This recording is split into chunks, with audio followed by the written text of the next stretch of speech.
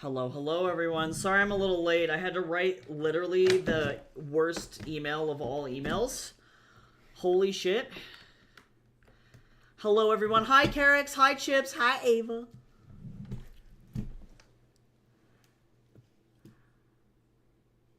I hope everybody's doing well. Drinking tea, watching someone play Mugenics. Whoa, crazy. That sounds fun, though. Yeah, I had to spend the morning breaking it to this author that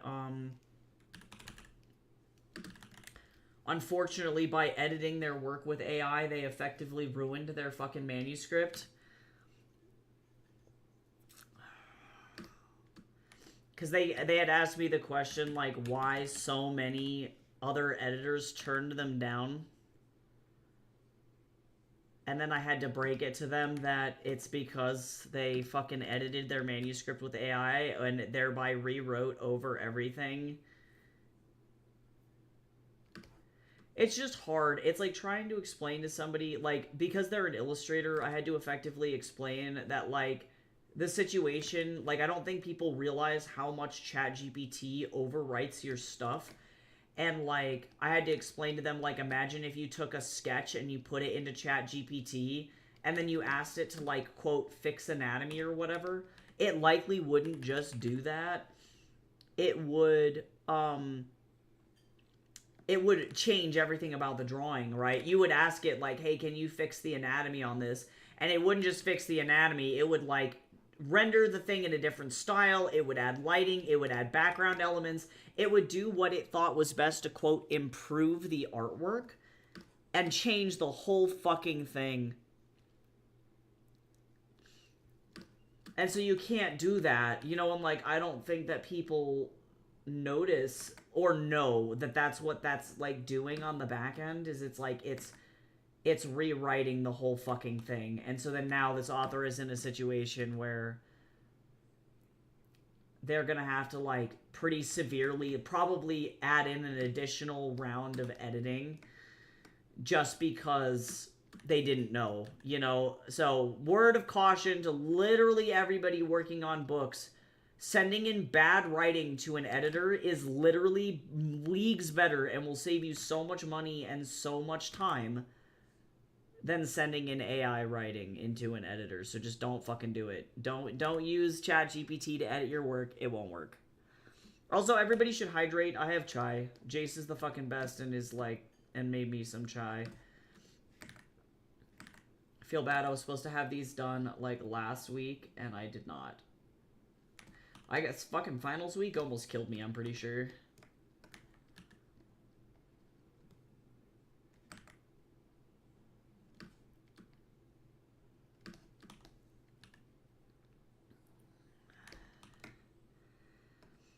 So that's fun. I just feel bad because I don't want this person to be super disappointed. Like, I recognize how expensive editing can be, and it can be so frustrating to know that you effectively shot yourself in the foot without meaning to. You know, like, you don't understand what the technology can and cannot do, and then that results in you fucking completely dicking all of your work.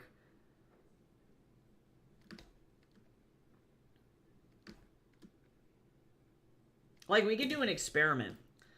We can do an experiment right now. I'm gonna take, like, a shitty, like, old piece of art of mine and see what it does. I'm just curious. So, this is what I'm, like, just to make my point. I'm gonna take an old piece of my artwork. We're gonna go with this. This is gonna be a good idea. This is actually pretty decent. I did this in high school, but there's some things going on with the anatomy. The eyes are messed up. The proportions of the face aren't really that great. The shoulder anatomy and the neck anatomy is a little messed up. The ear's a little messed up. Right, so we could see how an artist might want to go, please, ChatGPT Daddy, please fix this. And then we can see directly what would happen if we tried to do that. So let's see how badly it fucks this up.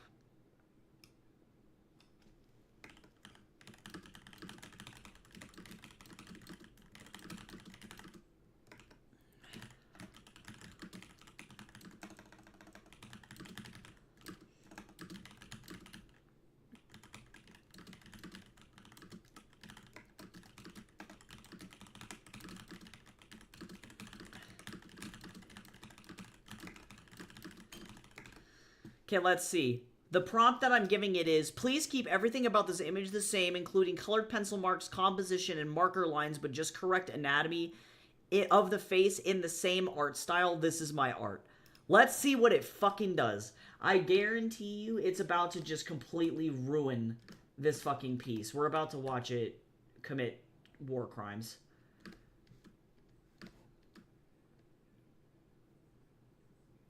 I just wish that...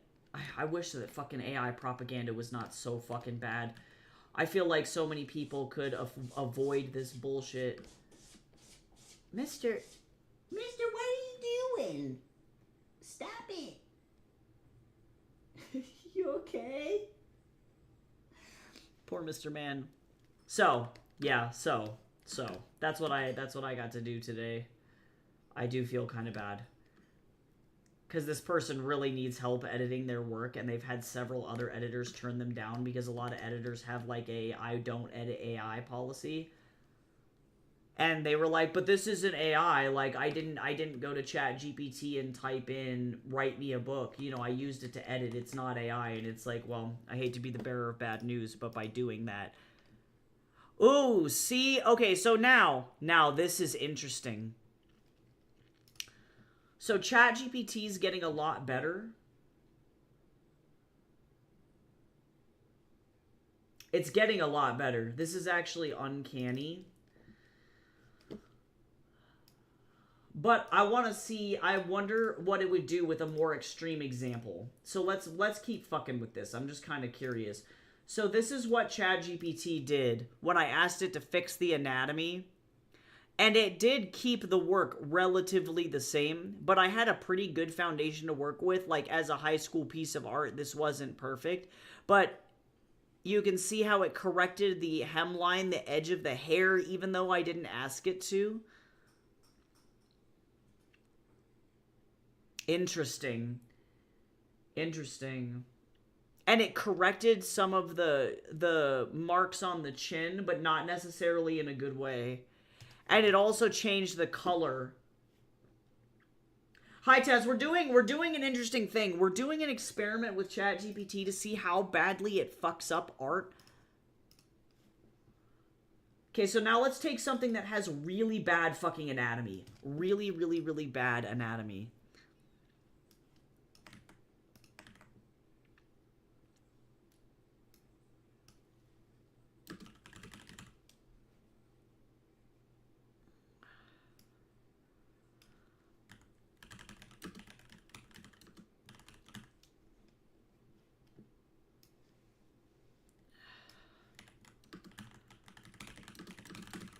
This is crazy. I might be in and out. I need to lock in and work on this proof pass. I believe in you. Yeah, I'm trying to see if I can come up with a good example that I can share not only with like future authors that I work with, but also too with other art students on like a PSA as to like why you shouldn't use AI to fucking correct shit or like make things quote better. So we're playing around with how badly ChatGPT fucks up or dramatically changes my old artwork.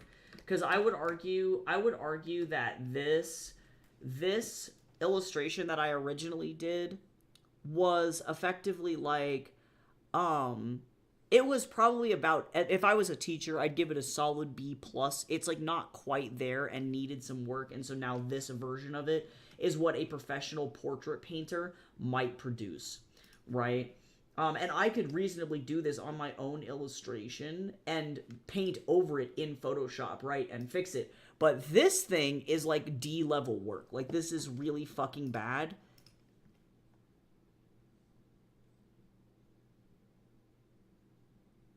See, and it didn't fucking do it. It didn't do it. Okay, so now look at what happened. Right, first, we lost half the signature for whatever fucking reason. But you can see it couldn't figure out what was going on. It couldn't even fix it. It sort of fixed the perspective of the chair.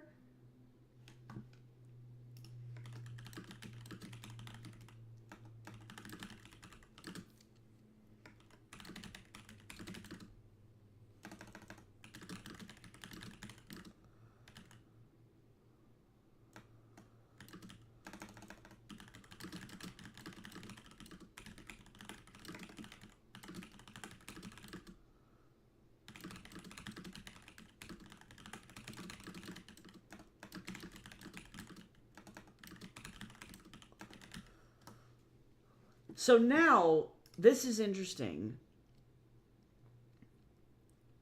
Surprisingly, it really didn't do that much, right? And so then this is the other flip side of this fucking argument here, is that it's like, if you give AI your shit, will it actually fucking fix it? Right? Will it do anything? It added a weird artifact, whatever the fuck that is. So in some cases, this made this worse. Right? And that's my fucking point. That's my point, is on the surface, it might give the illusion that it makes shit better, but that's only if you have a good fucking foundation to begin with. But at the end of the day, it's not going to be able to, quote, fix anything in a way that actually matters. You know, I feel like people are just being fucking tricked. It would be easier for me to correct that piece myself than it would be to try and get fucking ChatGPT to give me something that relatively fits the vision, you know? I feel like people are just getting duped into thinking that it does more than what it does. Oh, I love it when Ingram sends you a random extra fucking hardback. You know, most of the time they do weird shit, but sometimes they do good shit. I'm glad that you got a free book. Sell it. Now you gotta sell it. Or you could use it as a giveaway copy. Like try and get people to sign up for the backer kit. Like if you sign up for the backer kit, you get like a random raffle for the new a brand new hardback. Could be kind of interesting.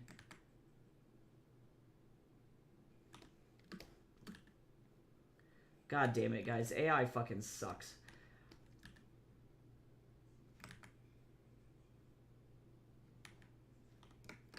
It makes me so sad. Okay, let me go double check what this author wanted. Oh, see? No, this is what I mean. No, wait. This is fucking gross. Okay, so this is what I mean. Remember when I was like, it's gonna fucking change the art style and everything? So what I told it was, I was like, this isn't corrected enough. The anatomy of the face, body, legs, hands are still incorrect. Look at what it did. Right? And so this is no longer like, even like, I think younger me would be like, this is not the same art style. Like, sure, this is really amateur work, but look at also how fucking bad the foreshortening is on the arm. Again, there's that weird artifact there, whatever the fuck that is. It fucked up all of the, like, it just doesn't work. Hi, Jace. Are you looking at the fucking monstrosity? I needed to take a look at Look at it. Well, so, like, I'm trying to effectively show that, like, no matter what you do, ChatGPT can't fix shit enough, or if it tries, it'll change things too much. Yeah. And it's just, it doesn't work. It just doesn't fucking work. And in some cases, this was the example that I had up earlier, in some cases, if you have a pretty good foundation, it will fix it. Like, this is pretty fucking convincing. Like, this thing is pretty good. And this took my high school art and corrected a lot of the anatomy issues that I had going on while still keeping the essence of the figure. But in that other case, it had to literally redo the entire fucking thing in order to actually make it, quote, fixed. And I don't I don't think people realize that with writing, it's even more fucking insidious. It's that, but on coke. It will rewrite every single fucking thing that you put down, and you can't, because you don't have a good perception of like what your original vision for the piece was. Like, at least with visual art, you can go, well, that's not what I wanted. Like, why did you do that? That's not what I wanted. But with writing, people are so unconfident in their grammar and prose skills that unfortunately what happens is that then they go, oh,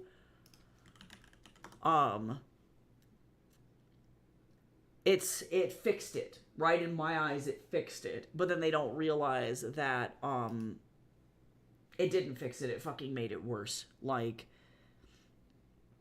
and so now I'm having to break this to this author, and that's a hard place to be. It really sucks.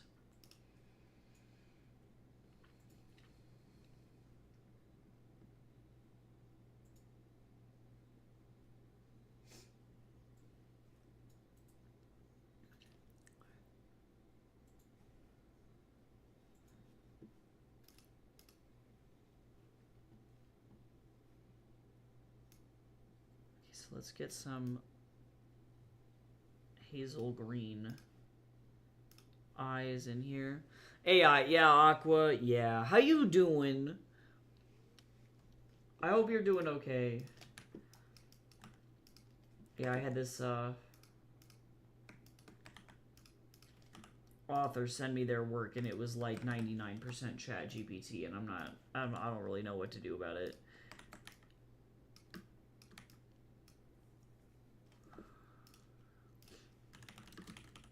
I'm gonna do this guy a favor and add some,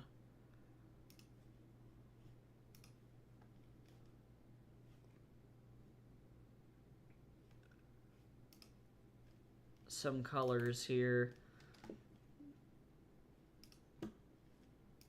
We're gonna use this hex code. This guy is describing this person's hair as fawn colored, and I'm hoping that this like strawberry blonde color is not a weird color. I'm gonna send him one without any of the color on it, so that way if these colors are way fucking off, then he can use the alternative. And that'll be fine. Normally I don't add color to these images, but this author in particular is very, very nice and left me a baller review for King of Dust, so I feel like I'm gonna give him a little something, you know what I'm saying? I'm gonna eat my waffle. Holy shit, AI makes my brain fucking hurt. God damn it. I'm so mad. I'm so mad. Hi, Gamby. How you doing?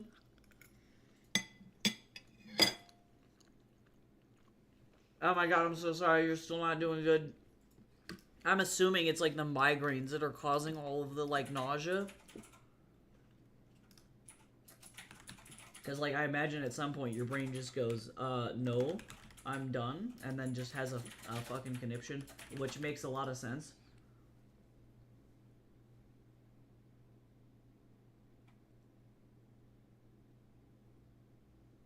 I got a little bad cancer, boy. Oh my god. Oh yeah, true. Yeah, and Aqua, not gonna lie, as somebody who has had neurological issues before, no joke, 90% of the time it's just fucking stress. Like, I had, like, when I did my last EEG, I had temporal slowing on my left side, and it's likely because my brain is just fucking too powerful on that side, and it's like large. You know what I mean? And so it potentially like grew faster or is for whatever reason different than the other part of my brain. And so it doesn't mean that I'm gonna like die. It's just a difference in my brain versus a quote typical brain. So most of the time it's just shit like that.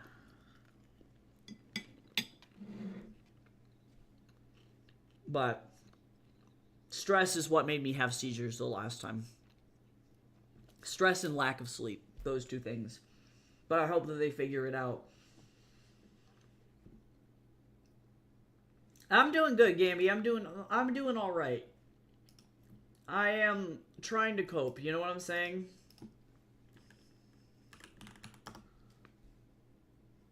Yeah, that's what my doctor thinks it is. Yeah, I knew this guy. Did I ever tell anybody? I'm sure I probably have told this story before about the friend that I had that legit had a seizure on the basketball court because he literally pulled like 3 all-nighters and then fucking decided to go play a game of collegiate basketball. So sometimes shit will fucking do it. Like, you never fucking know. And it doesn't make it fun. It just makes it a thing. Oh, also, I fucking hate daylight savings time. When I say that I have literally been the most messed up of all time, I really do mean it. I am messed up.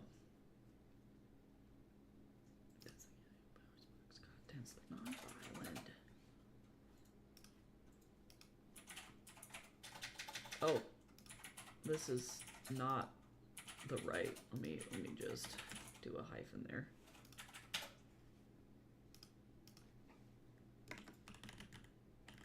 I'm gonna save this as a transparent PNG. I'm gonna give this guy like 1 million of these.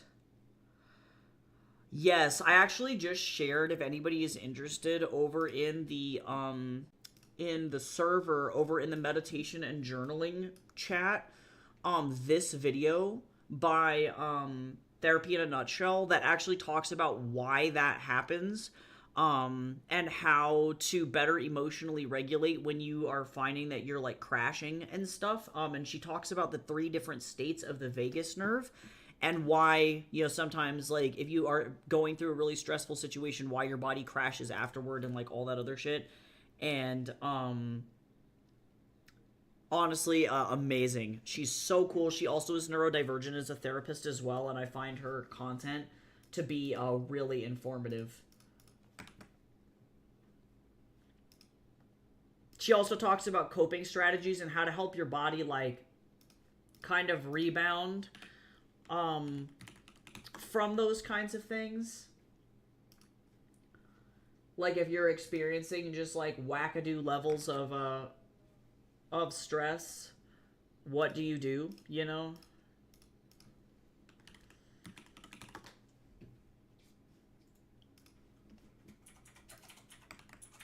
Okay, so now let me open up all of these fucking PNGs and stuff here.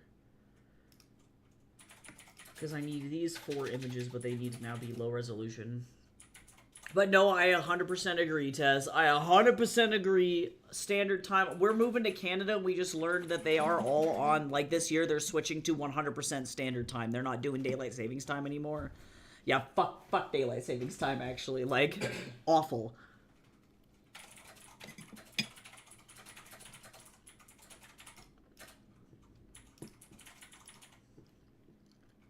So bad. Oh, thank you, Chips. I definitely heard it, and then my brain was in such, like, I was going for it. See, this is why the HD is powerful, but also,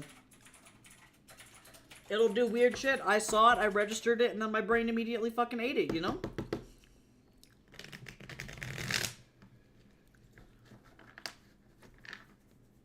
But let's get you your card. Sorry about that. And thanks for the reminder. If I ever fucking do that, please, please just fucking tell me. I didn't get any fucking sleep last night. Part of it was daylight savings time, and then part of it was like just fucking unadulterated anxiety, so that was fun. Speaking of unregulated vagus nervous systems, I'm like, I need Sakita to hit me with the brain chip. If I fucking give me a cyborg lobotomy. All right.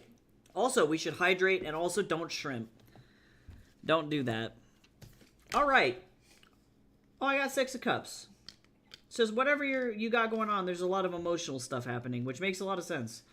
Because I'm pretty sure that is for everyone. But that also means 6 of Cups is actually a very like pleasant card. It signals that it's a good time to move, a good time to make new friends. Start dating if you like, obviously you're in a relationship, so you know, take that with a grain of salt.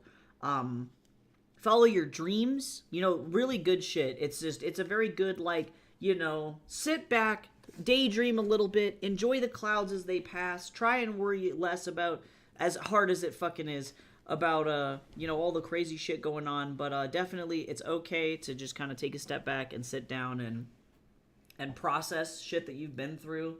Feel good about the decisions that you've made, because you've definitely, you know, you need a little bit of emotional healing, and that is A-okay. Sometimes just taking a fucking step back is all good.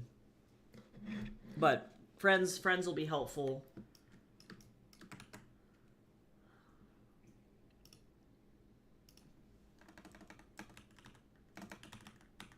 Okay. Now I gotta do all of these things.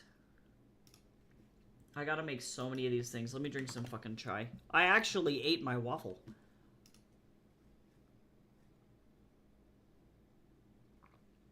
Laughs in Polly, I can't.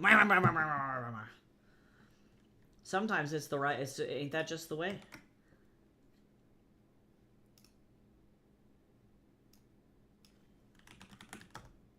Okay.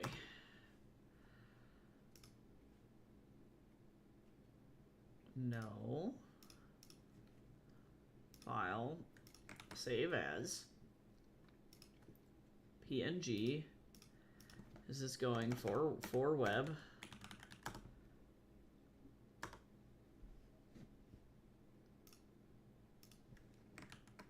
Whoops, I need to go. Did that get saved at 72 DPI, or did I just fuck this up?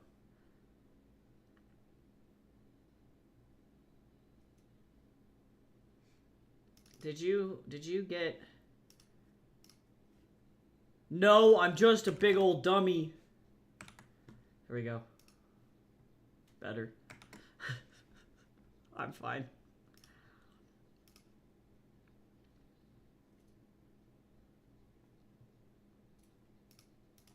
And this goes for web. And for the sake of this, I'm just gonna glaze it and not nightshade it. Glaze. Fuck, man. I just feel so fucking bad that I even had to, like, send that email to that person today.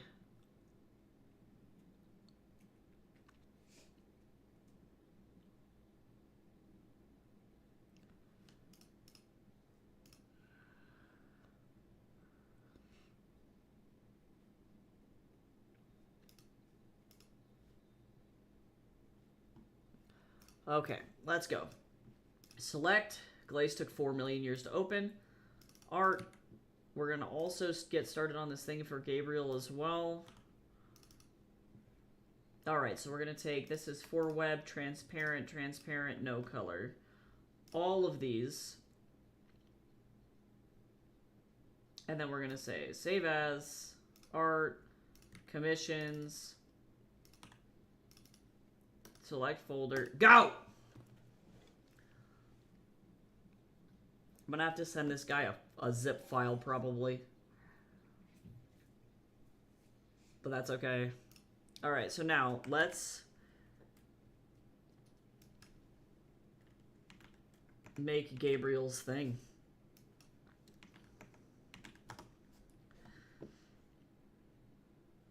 I gotta go open up the Discord.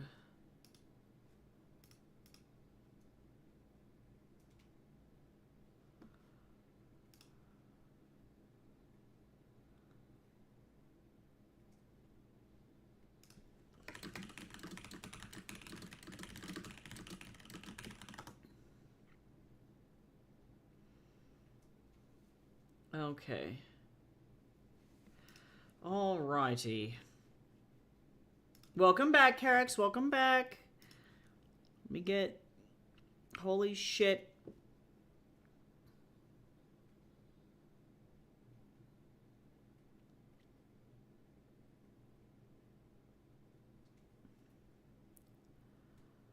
Alright. I'm going to... do this surprisingly actually with a rectangle tool, believe it or not, for a sketch here. I'm so sorry you have to suffer through APush, bro. Like APush is so bad, so bad. Okay, hold on. What I need a reference of Cactar. Hold on. Cactar! You're gonna help me. Little do you know.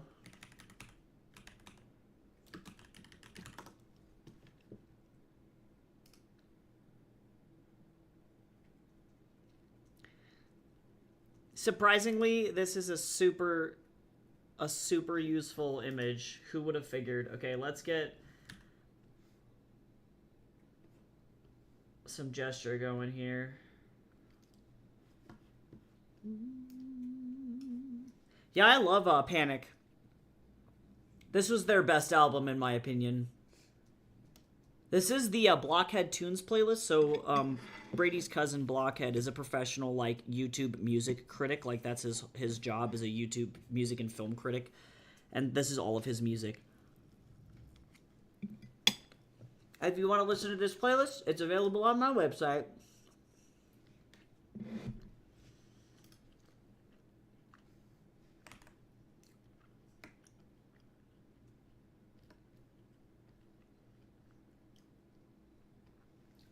Okay. Now, I'm gonna go really loose with this sketch here. Because I do need... See, this is actually longer than I thought.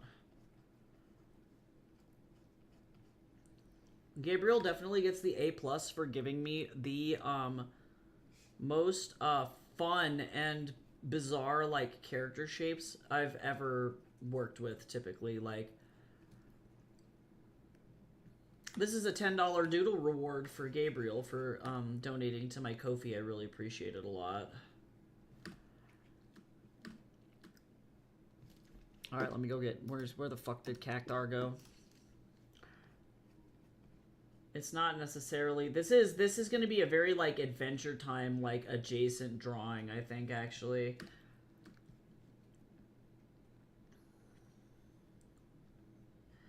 This style reminds me a lot of that in, like, a really, like, nice way.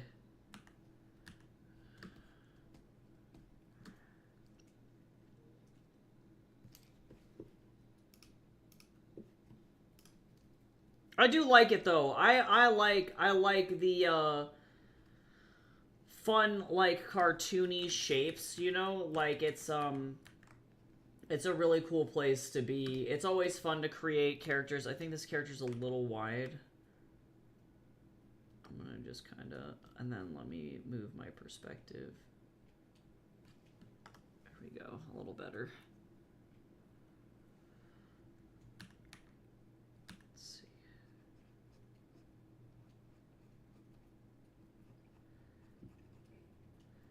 Yeah, it's always fun to think geometrically and not super linearly, you know? It's very refreshing.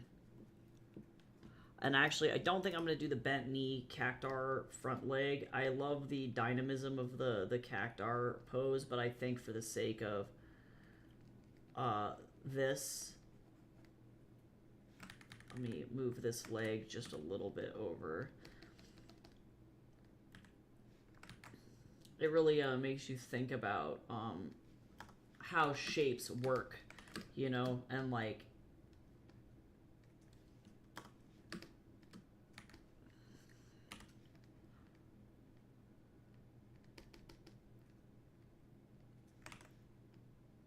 which is really fun. Noom!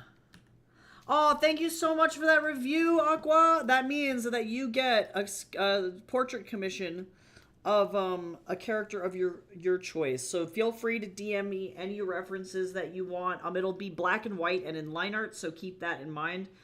But I'll definitely get you that as soon as I am physically able. It'll probably be like next week, knowing my schedule. Or at least the first pass.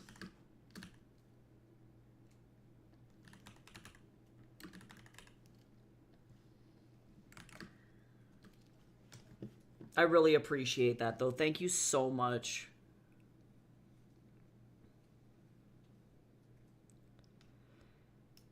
If you liked that one, you will definitely like Betrayer's Blade, which is on Wattpad, so that's pretty fun. That one is indeed free, but I'll be publishing like an official version of that later, most likely. Also, if you haven't gotten a snack, go get a snack. I think Carrick's had the right idea.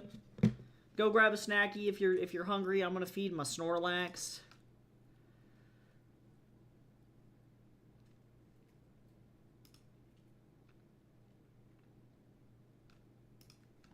All right. Dope. Okay, cool. Yeah, if you can send me references of what you think the character, like, even if it's like photographic references or things like that, that's super helpful. Feel free to load me up with references. I don't mind. I don't mind at all.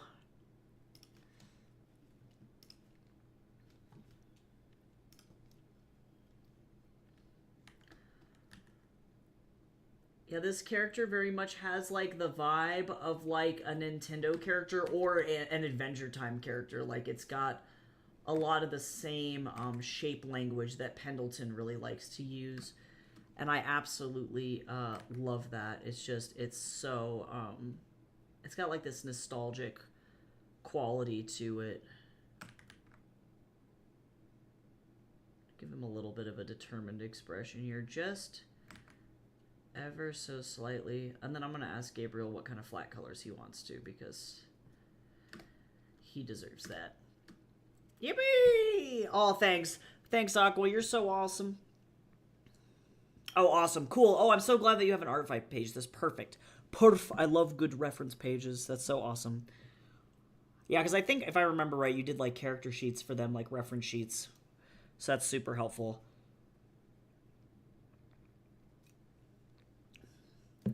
I've decided I'm never doing a TikTok live ever again, also.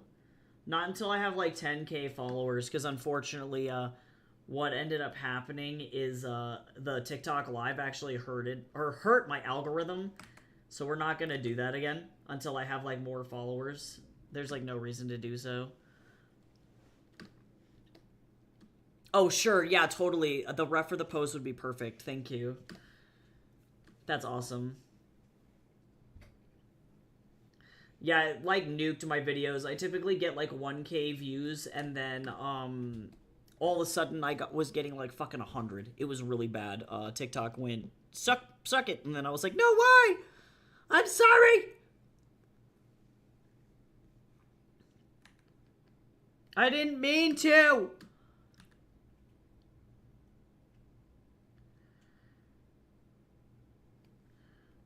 Yeah, this is definitely such a fun exercise in, like, looseness. It's so cool. I, like, rarely get to draw, like, Pendleton-style stuff. And Pendleton is, like, literally... Ooh, see, I need to go look at some Pendleton hands, I think. He's literally the master of, Noodle Arms! I love him so much. Okay, let me feed my Snorlax. I'm trying to get all these photos of Mew so that way I don't cry. Also, for anybody interested, if y'all are on this train or not, if not, no shame, but artists at Disney are asking for a Disney boycott, or rather, I should say artists who have left Disney are asking for a Disney boycott, because, their, leadership is insanely racist and homophobic. I did a post about it in Art Finds if you want to read more about effectively what happened, but sweet lord.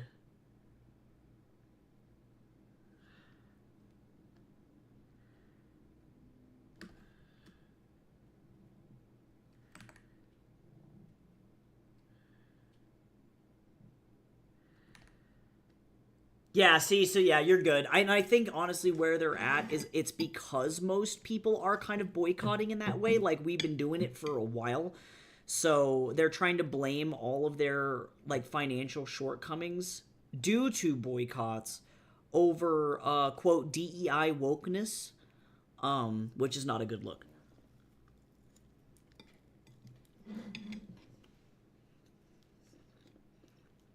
Not on, you know, disastrous leadership decisions or terrible fucking writing decisions or production pipeline issues or etc. etc. The poor American economy, like, literally, there's just so many reasons, so many things that could potentially be wrong in this situation. And they chose to blame the gays, so that's fun. I do think that that's pretty funny.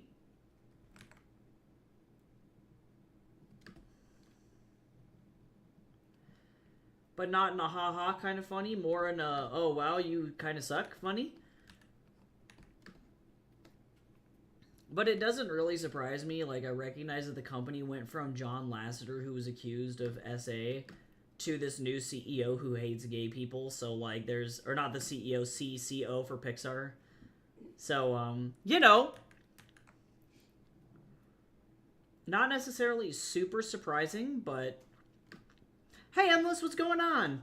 Sorry if I butcher your YouTube username. I can't see any of them on my end, and all I can see is, like, what your handle is, so I'm so sorry. Welcome in. I'm working on some doodle rewards. I have a thing with my Ko-fi where if you pay me $10, I'll do a little doodle of a character, and so I'm drawing this really adorable character for another streamer or another viewer. They're amazing. This is such a fun little character. I don't ever get to draw anything like cartoony,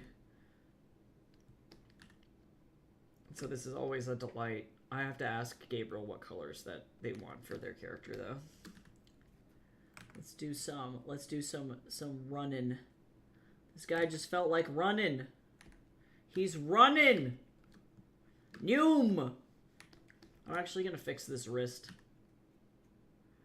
I kind of want to give it more of a. There we go. Noom. Yeah, it's just not really surprising given Disney's overall track record as well. I feel like, hold on, do I need to just a little more? Well, actually, hold on, there's some stuff going on with, well, I'm gonna actually move this leg. Yeah, we've been watching a lot of Disney films, and it's just so disappointing. If y'all have not seen the incredible, amazing work that is the Gorillaz Mountain music video, please go look at it. Even if you're not a Gorillaz fan, that's okay. You don't need to be in order to enjoy it. But these dudes created an absolute masterpiece. And all in all, just like they hand-painted acrylic and watercolor backgrounds for their matte paintings, for their sets. They did traditional cell animation digitally. Like, it was one of the most beautiful things I've ever seen, and it was inspired by, like, the Disney, like, 1960s and 70s period. And Jason and I have been in movie hell watching the 1960s and 70s Disney movies, and they are fucking awful. They are so bad. Like, Robin Hood is the only one that I can think of that is, like, stand out. It's just like it's really, really good, and then all the other ones, ass, so bad. Rescuers also, I don't think count. I guess it's 79, so it's like late 70s, but like it also gets a pass, barely, but it's because Don Bluth directed it. So I don't know, at what point is that not a Disney film? Like,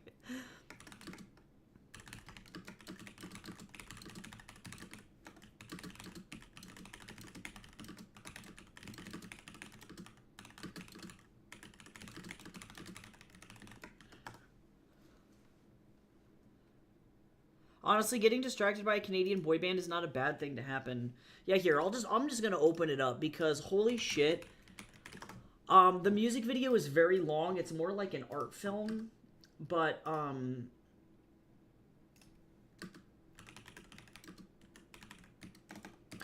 let me just get this bad boy open, because in order to enjoy it, you really need like the music situation here. The Mountain, the Moon, Cave, and the Sad God. So these are 3 different songs. But I just want to show just a little bit of the matte painting itself, because I think that this is potentially some of the best. I love how, like, whatever. Oh my god, why do I have watching every episode of The Land Before Time? Jesus Lord. So what I like about this from an art history perspective is that we have the classic Disney, you know, opening of the book situation here, and then all of these matte paintings, all of this is hand painted, all of this, like, by God. And then Noodle here is created completely digitally with the intention of it looking like old school cells. So this was completely digitally animated as well. But this is what Disney wishes that they fucking were, to be honest. And then not only that, but the music is just fucking insane. So good. So this took, you know, hundreds of hands to make, and no AI was used. Obviously, they're better than that. And like, holy shit. So, watching this and then having to go and watch, like, the Aristocats last night gave me fucking whiplash. There's a lot of Journey to the West references in this as well. So Noodle's wearing the red cape, which is like a Tripitaka reference. And then eventually, like, the white bone demon is actually in this video as well. But, like, the water, like, come on. Oh my god. Oh my god. So yes, this music video is 8 minutes long, so I'll only watch a little bit more of it. I want to wait for the other guys to show up because it is just cool. It's just really neat stuff. Love how she just steals this guy's clothes. This is so funny. This dude's literally just trying to play his flute in the river. But like the walk cycles, the lighting, oh my god. By god. Yes, yeah, this is pretty typical for Gorillaz. They tend to make art films to go along with their work. But all in all, I would highly recommend watching all of this because obviously there's a lot of like really great references. Like there's a reference to the Jungle Book there specifically. But there's a lot of Buddhist imagery. And this whole album is like what I would call like a meditation album. It's got some really funky visuals, like some insane work. Amazing. But yeah, there's a white bone demon there. So really cool. Lots of Eastern references. It's not a surprise for Damon Albarn and Jamie Hewlett. They really like Journey to the West, so I wasn't surprised that they included this.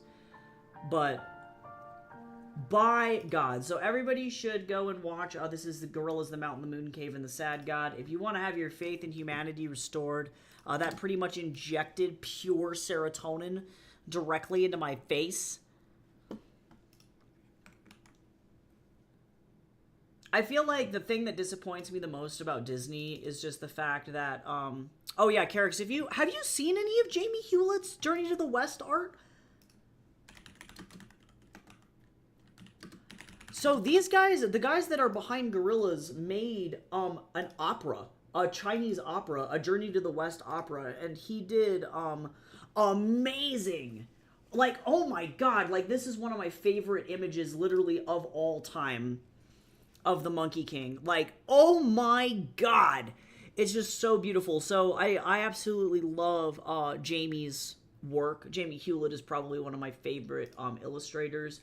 But they also did an animation for the opening of the Olympics. That was a Journey to the West animation as well. And it's amazing. So I would definitely watch like the Journey to the West Olympics animation. This one is like only a little 2-minute, guys. So this is some fun art history stuff. So let me actually open this because I think that this is a great. Yeah, this is a great video, but this is a testament. This was made in 2008, so for the Beijing Olympics. But this I think demonstrates pretty well their like matte painting skills as well, and so I can definitely see. Excuse me, I can definitely see how they got from. Let me get to. Yes, Guan Yin. Oh my god. Oh, it's so beautiful. So this is the same illustrator and animator. This is Jamie Hewlett. You can definitely see it. It's very much his work. I love whatever Monkey's face was just then. But also, this album is amazing. If you haven't listened to the Beijing or the Journey to the West opera album that they wrote, amazing. I wish that they had recorded the opera itself because the costumes are nuts. Like, it's one of the main reasons why I put Sun Wukong in a yellow tracksuit, actually, because Jamie put him in a yellow tracksuit for the opera, and it's the coolest fucking shit I've ever seen. Oh my god. Oh my god! These guys are so talented. So, yeah, this very much, I think, reflects in the new music video that they released. Lots of similarities. So, go enjoy the Gorillaz. Point being, God bless Jamie Hewlett for actually making real art and hand painting literally fucking everything. Insane.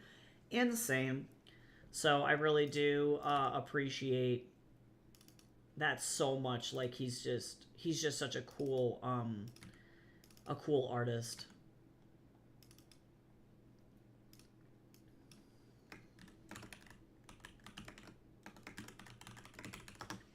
Okay, I'm waiting for Gabriel to get back to me on this. So that means since we're...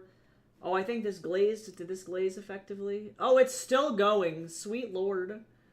Are you done? Oh my god, I killed it. I killed glaze. It's still going. So I'm gonna let that go. And then now let's go back to hell, I guess. And by back to hell, I mean we're going to be working on, these backgrounds. Remember these? Y'all remember? Remember where we were? I do. Ew. Some of these thumbnails hit and some of them don't. That's okay. Sometimes that's what happens.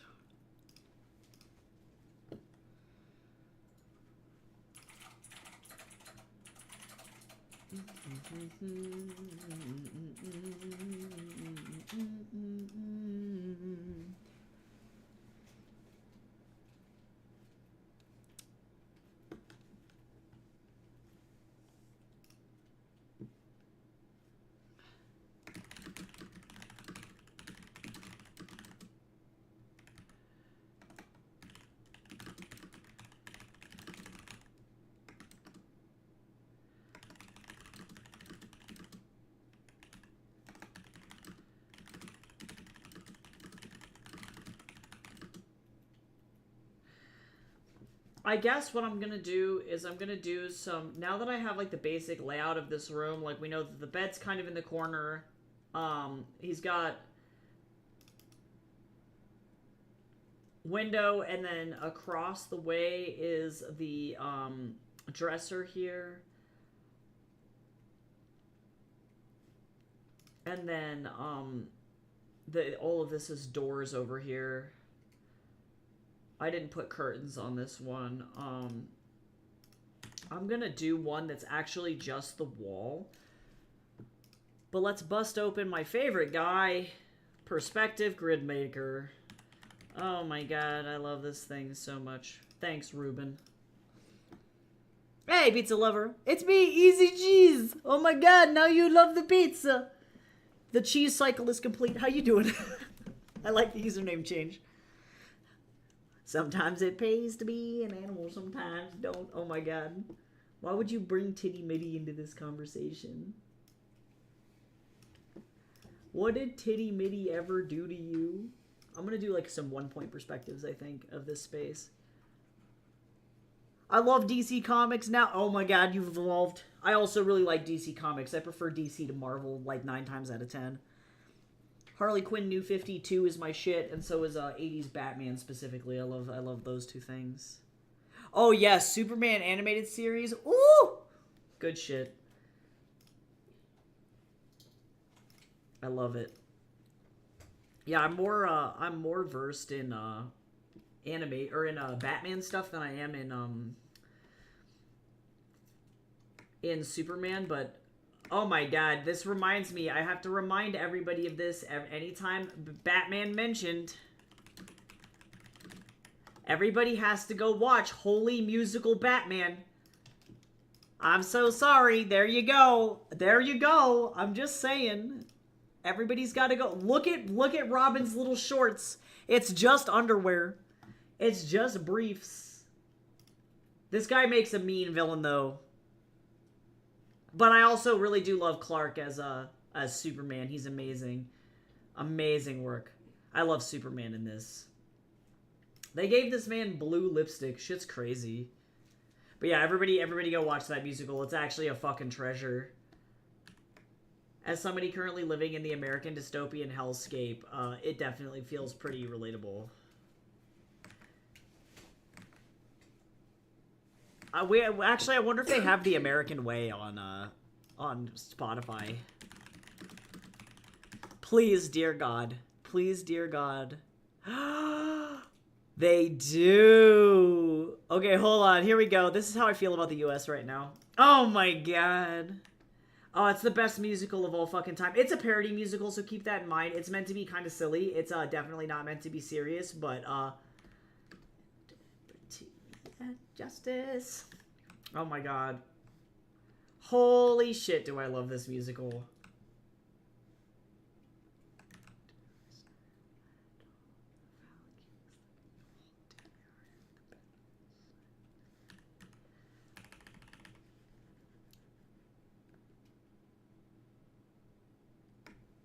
This is such a good commentary on, like, what people are dealing with. Oh my god, Twisted, don't. I cry. Chips, I sob. My favorite is actually Oregon Trail. I named my bandit character after McDoon from that particular musical, but Joey Richter is hands down one of my favorite actors of all time. I just fucking love him to death. He's so funny.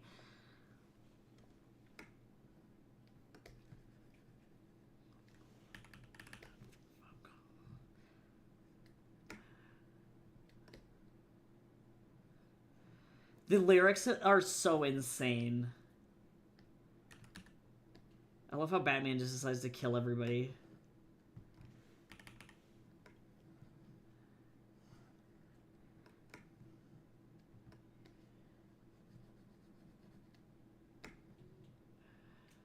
America, I do what I like. Oh my god. If money can't fix it, then I haven't found it yet. Be a born billionaire and have your butler build a jet. Oh my fuck. I just like, what in the hell? Why? Oh my god. Yeah, so that's this musical.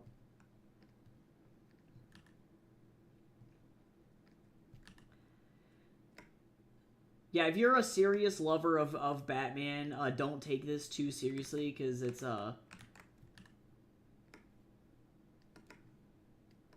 This guy's an amazing actor, though, too. I didn't like him, really, in the beginning, but this... Oh my god. He's very good.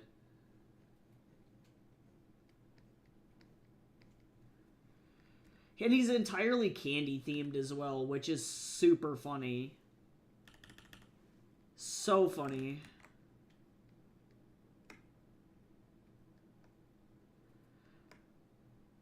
But this is definitely a commentary on, like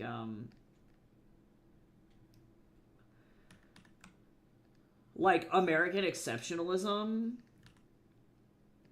which is, I think, really interesting. It's Star Kid never really misses with their commentaries.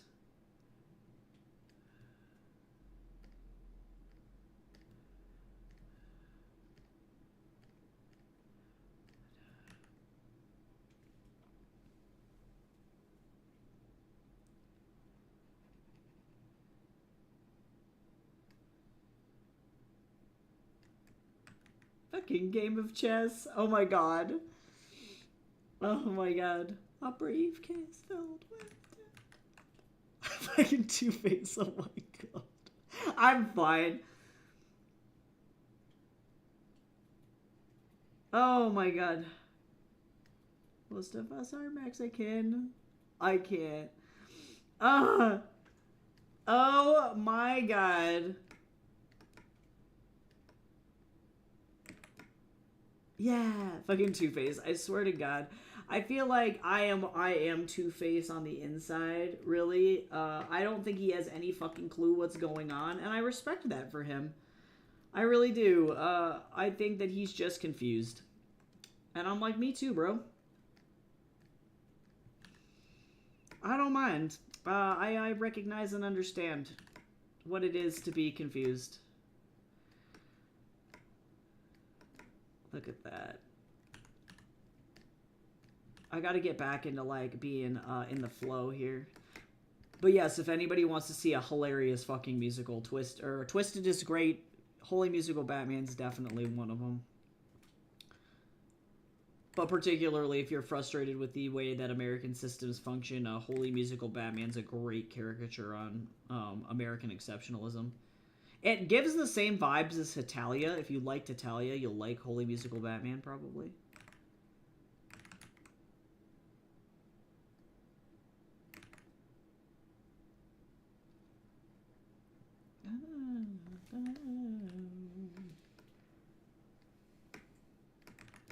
Okay, slowly but surely we're gonna make it through all of these damn...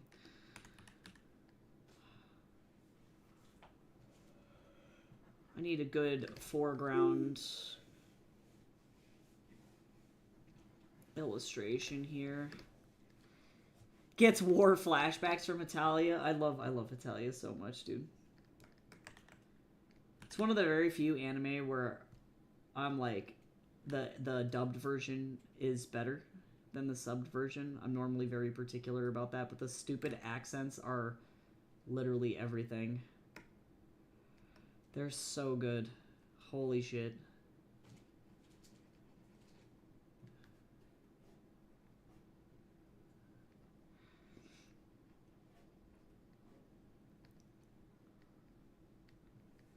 Look at this monstrosity of a chair.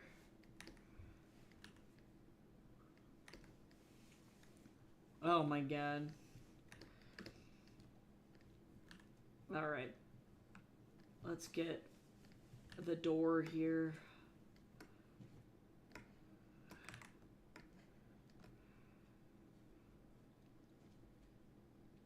I think so. As far as I'm aware, Melpomenea, yes, they do funny accents, but they definitely sound different. And are not necessarily as, like, accurate to what English speakers think of as accents. But they're still apparently super silly. I haven't personally watched the Japanese one, though, so I can't, like, attest to the extent. But I respect it. I respect silly accents no matter what.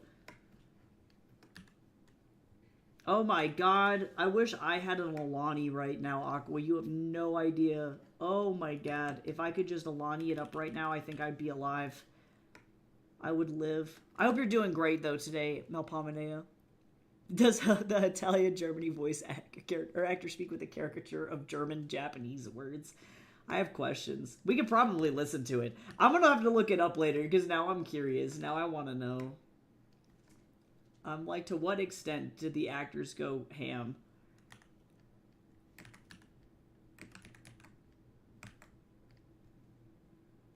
Oh, you want to know what would be really good for me? Actually, doing the perspective on the door. Pfft, who does that? Also, everybody should stretch. Yeah, caffeine is a stimulant, supposedly can help. Oh, I should show you this too. I posted this in the meditation chat the other day, but something that could be interesting that might help you, Aqua, is I don't know if you're familiar with acupressure points. I'm definitely not saying that this is going to make the migraines go away forever, but if you squeeze right here on both of your hands, you can push right here on this pressure point or massage knots out, and same thing on the other side. And supposedly that's an acupressure point that can help alleviate migraines. I don't know how effective they are. And they may be more effective for some people versus others. But I would recommend giving it a shot. It might provide at least some temporary relief.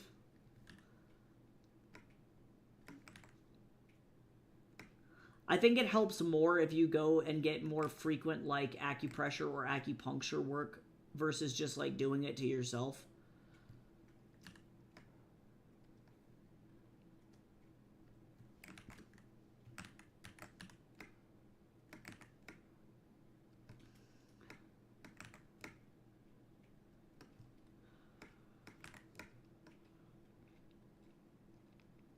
Yeah, that's what I figured. I assumed that it was like a one of those things where it's like if you have mild migraines, I'm sure it's more helpful, but like with chronic migraines, I imagine it is not very helpful.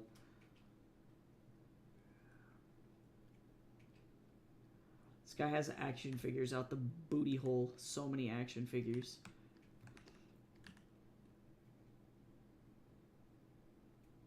Shoo.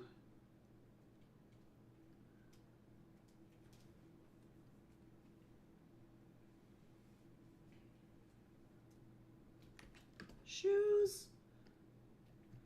Then we have some kind of weird thing on the floor here. I need like a foreground element. And I imagine that I'm actually going to put a new foreground element. This is going to be the dresser. Let me turn this off so that I can get this as accurate as possible here. It ended up being right in the center of the vanishing point, actually.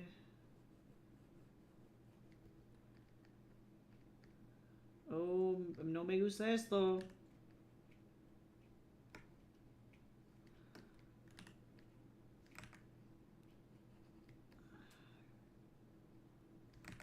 I don't know what these objects are, but, like, I'll figure that out later. I'm assuming it's, like, lotion and stuff.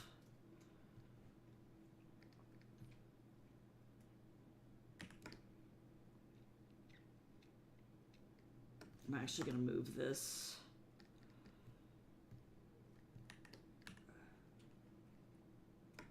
I'll never walk away. Alright. Hello? Yeah, that's pretty good. Not bad.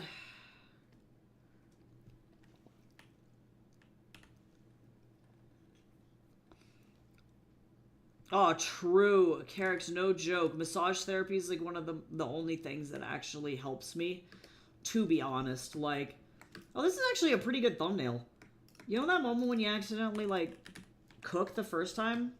Dang. Good job, me. A+.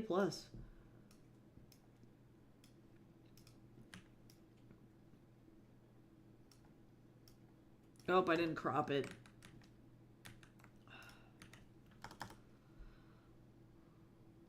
Okay, sounds good, Aqua. Thank you so much. I'll let you know. I'm so excited to draw your character. I appreciate you so much. Thank you for the review.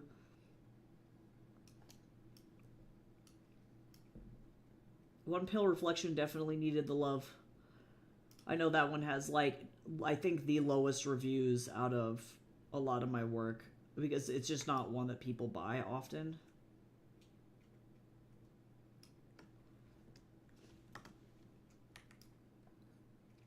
Nice.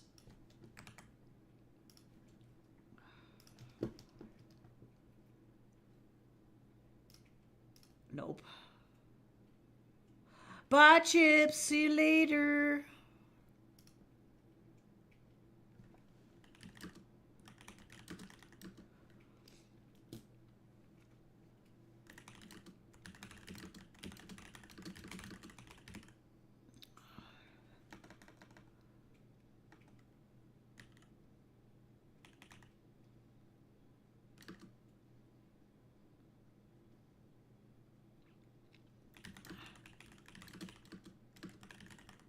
Let me see. How many more of these do I need?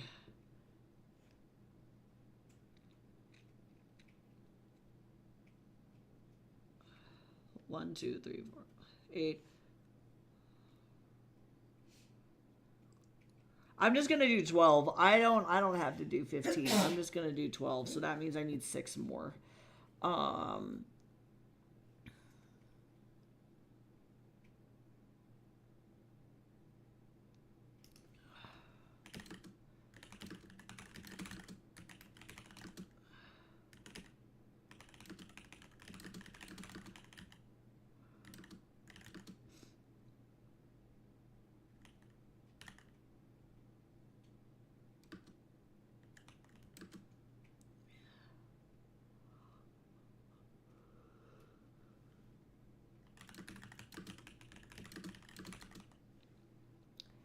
Okay, some of these are not really gonna cook, but that's okay.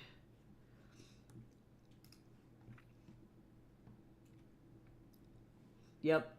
Everybody in the chat thinks you're dying, Jace. Congratulations. He's like, yep, I am. I am dying. I'm always never sure if there's sneezes or coughs or if I need to, like, go and, like, karate chop a demon. That's effectively the toss up there.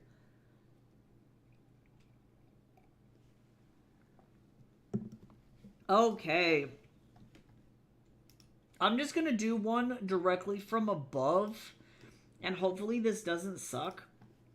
So this one's gonna be kind of weird. Actually, I might want a perspective grid for this, because it's gonna be, like, really from above, but I think I am gonna do,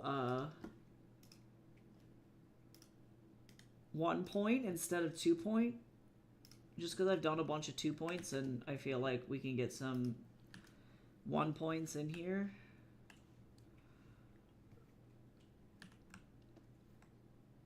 We love that we go like this.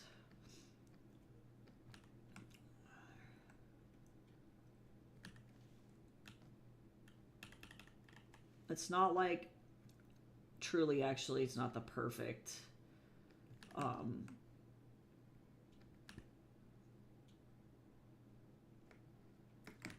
wow, this is not the brush I wanted.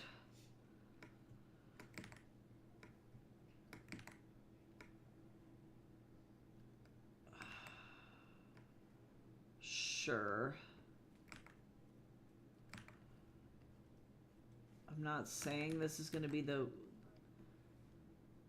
worst thumbnail, but it's going to be pretty bad. Hi, Tangent. How's it going? Welcome in. I hope you're doing good. I'm making little environment thumbnails. So these are like not the most impressive drawings in the world, but they're very important.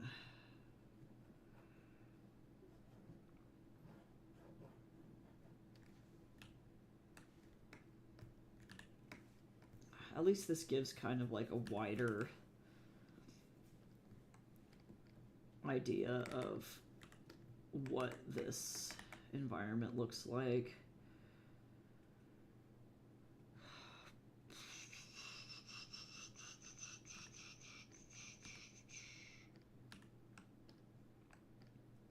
I recognize we effectively just did this angle. But this might actually give more ideas of like, oh my god, where the objects are in the space actually.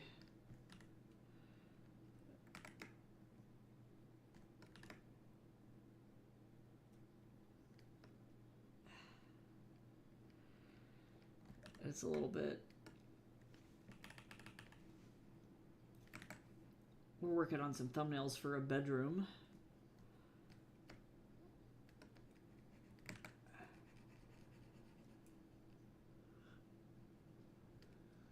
Is glaze done? No! Holy moly. Glaze is having a heart attack.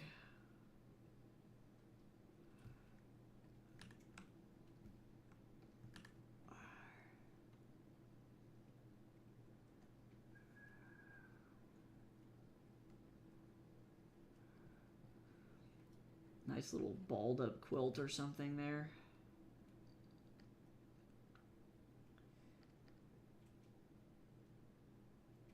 And then I guess I'm gonna know this bedroom so well.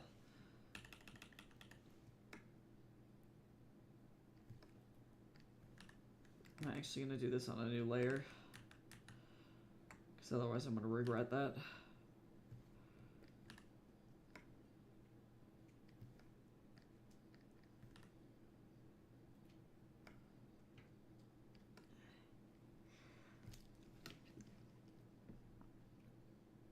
Boy howdy, I sure do love our regularly scheduled 1 p.m. bot.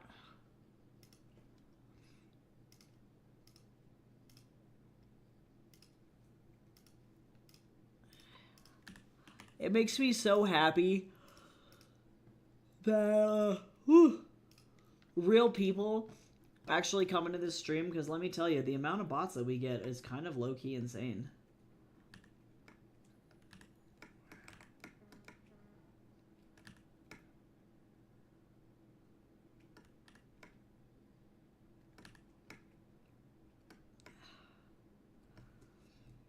Wow. That's a nice desk. That sure is that sure is a desk. This sure is some kind of desk.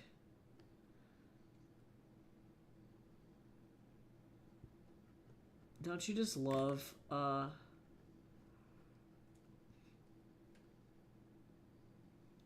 fucking garbage illustrations. Garbage little thumbnails. Look at them. Look at it go.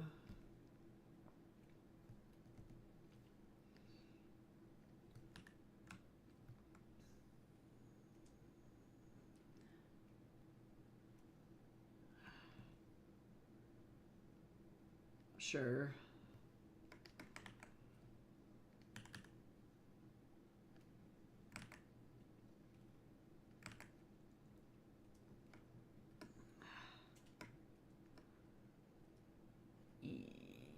Chair.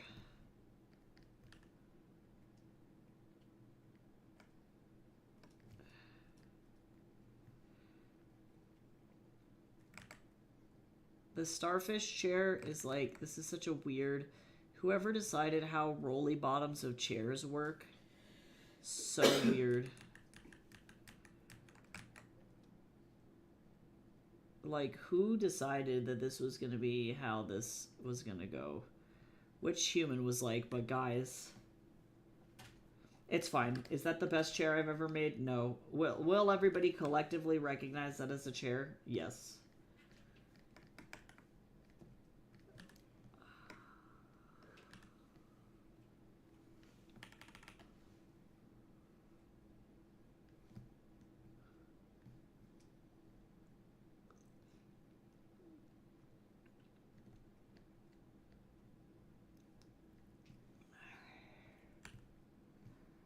Okay, this is where we're gonna put the this is effectively almost the exact same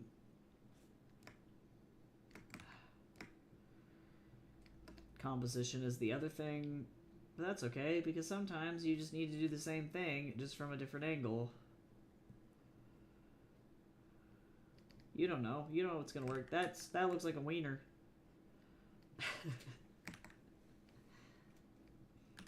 You never know.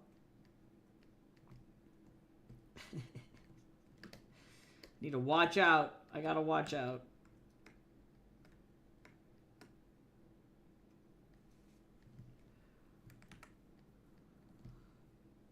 Okay, that'll do. This is effectively the same thumbnail that I just did, just from a different angle. Yep. And to be honest, this one's better. Sometimes that's the way that it goes, though.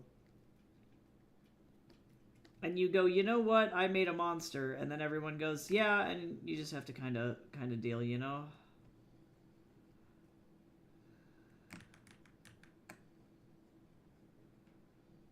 And that's okay.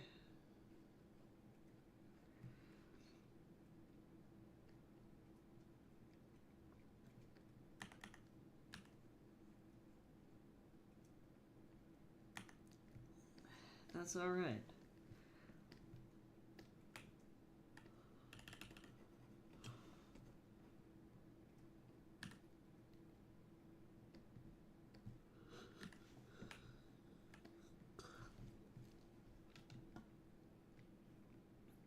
Kind of fun lighting, though.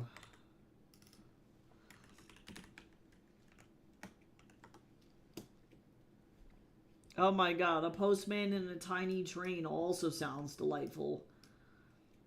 I wish that I was that guy. Welcome back, though.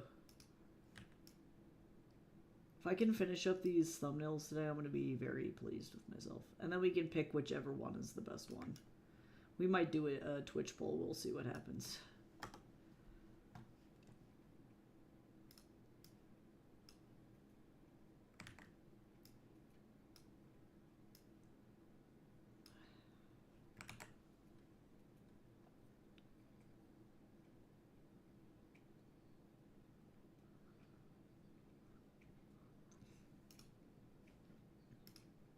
Yeah, I figured it was a literal working train. That's exactly why I'd want to be on it. I fucking love trains.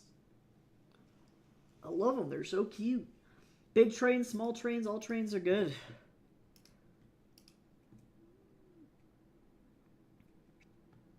Okay, so now this is where this is going to get dumb. Could be bad. I'm going to try a weird angle. So that way we can create some cinematic stuff going on here. But I think I'm still going to use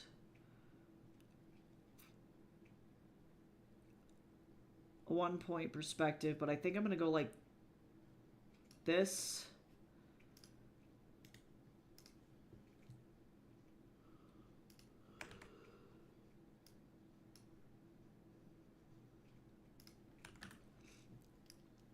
Let's see what we got.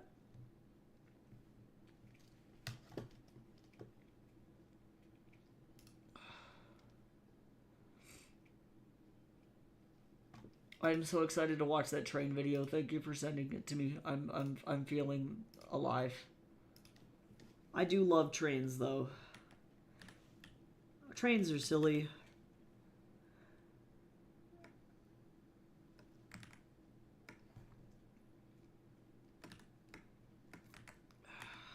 Actually, I gotta watch out for this.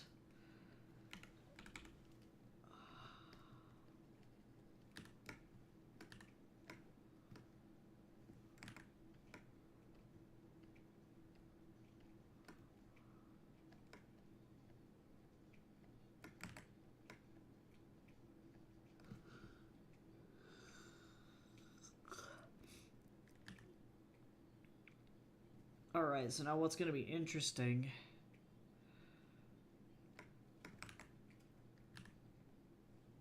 is I think I'm gonna put... Actually, I need to think about this. Where is the entrance to this closet? Like here, actually. This is kind of interesting. And I am gonna cant this whole thing. But I'm gonna do that afterward because otherwise I'm gonna wanna cry.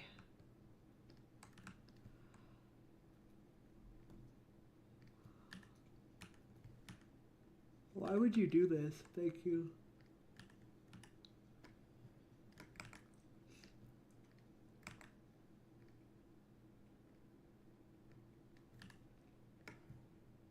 Ugh. Did I ever tell anybody how much I dislike,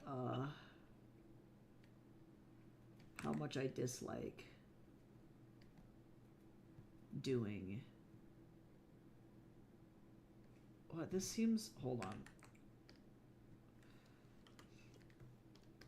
This seems so wide. I'm gonna worry about that in a second. We're gonna fill this in. How much I hate doing thumbnails, truly.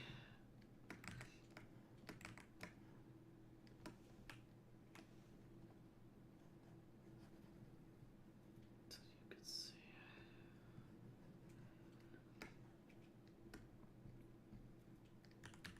Okay, let me, I think I'm gonna actually have, this is the claws at the inside. I don't know if this is a good idea, but we're gonna give it a shot. We're gonna do it anyway. Am I saying it's good? Maybe not. Is it certainly a thing? You bet your bottom dollar it is.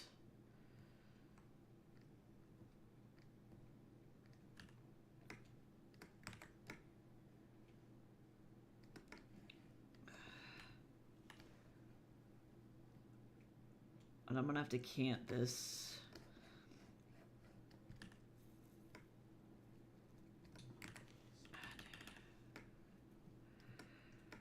Am I gonna use this shot? Probably not, but is it interesting? Yeah.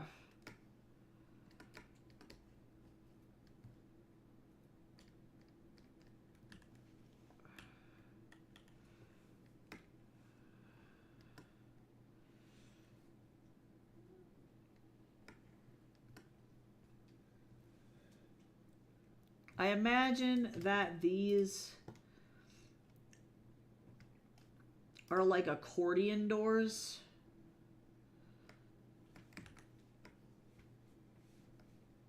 So I'm just gonna... Hold on. How do I even... How do I even? Do you also like to draw on paper? Yes, I do. I just don't do it as often because it's harder to stream. But I can show you some of my work from my last life drawing class. Sure, I like this guy. This is one of the last drawings that I did in Conte for like life drawing. So I do draw on paper, but I've definitely not done it in a long time. When I do traditional fine art paintings, I do a lot of like still lifes and stuff just because they're fun and fast. Let me see if I can pull up actually some of my work here.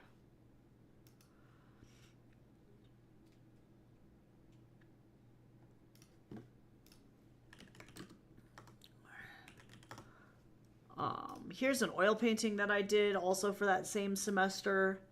I liked oils. I just don't like use them enough to like really care. So definitely have done that before. This is the first and the last oil painting I ever did and probably ever will do. Normally when I do work, I tend to do like mixed media work. So this is called Toxic Positivity. It's felted wool, colored pencil, and acrylic. So that's kind of fun. Otherwise, though,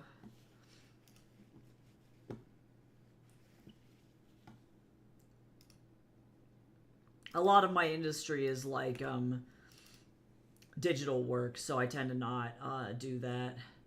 I'll occasionally do sculptural work like this. Or mixed media work like this, so you can see that this this has black light painting on it as well. So in the dark, all of these patterns on these anemoi will glow and light up, but it's got like rock elements and pearls. It's got like a black light installation frame, so that's typically what I do is like this kind of stuff. Lots of mixed media.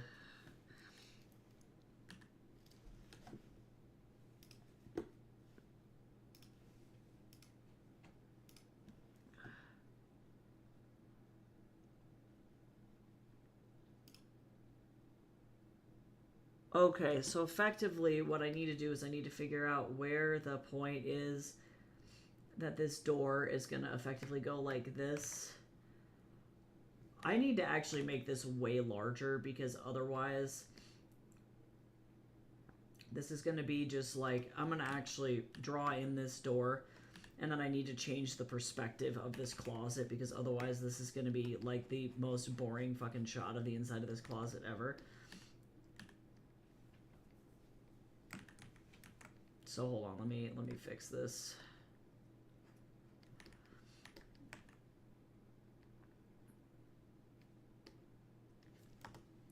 But this is like so, hold on.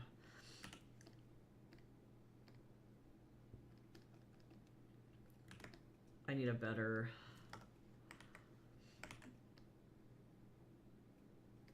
I'm gonna actually, before I do this, I'm gonna grab this and then I can kind of draw the inside of the door here. There we go.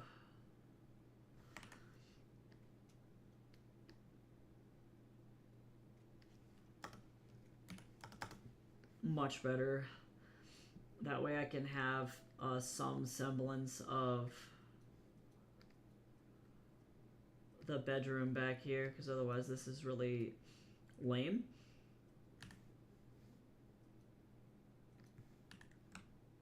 There we go, much better.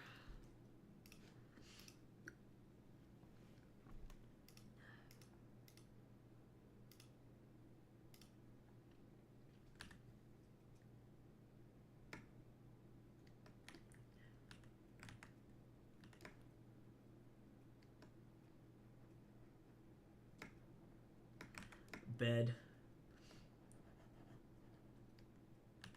This is kind of a fun shot though, actually. It's good for storytelling. And you never know when you're gonna need it, actually, because I might have Uncle Rolo coming out of a closet. I don't know. Ironic. Funny how that works.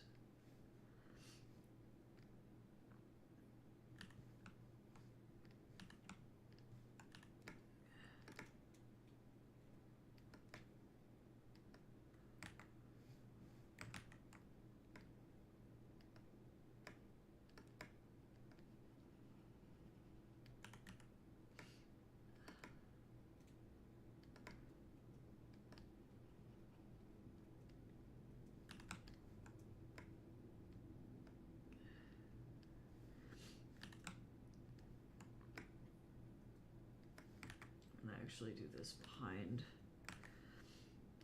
I gucked up, Patty.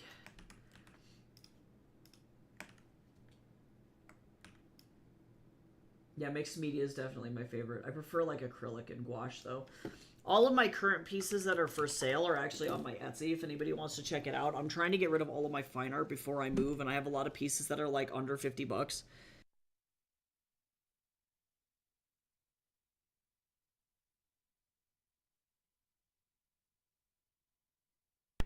The main goal is to try and clear out as much as possible. I paint a lot of sushi for absolutely zero reason. Oh, sorry, I totally just like crammed into my computer. Everything's fine. I need a better desk so bad. When we get to Vancouver, it'll all be okay.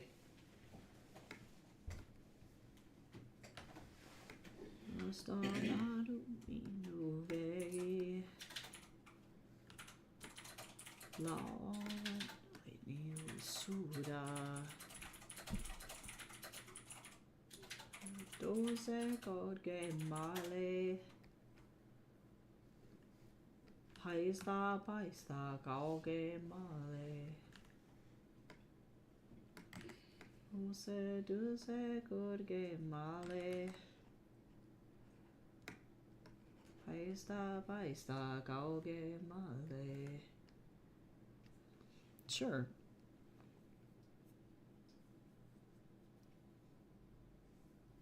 Yeah, I used to cosplay a lot as well, and then I got poor, and also fucking time is not on my side.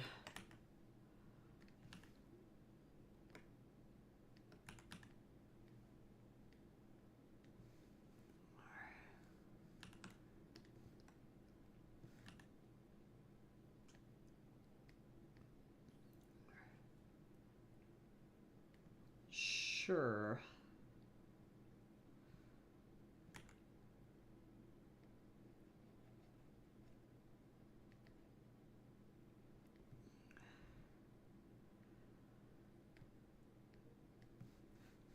Sure. Okay, but actually this shot sucks less than I thought it was gonna. Hold on, actually. This composition kind of cooks.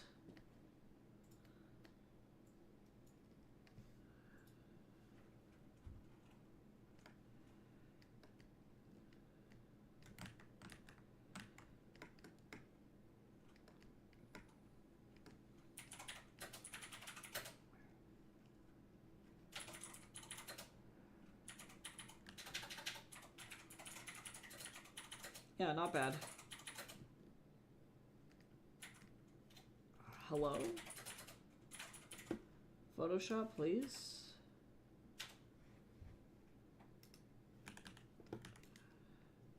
Suvex, and tag.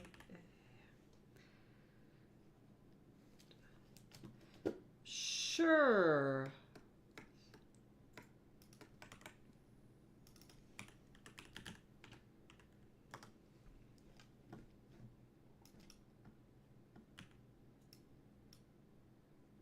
Interesting thumbnail.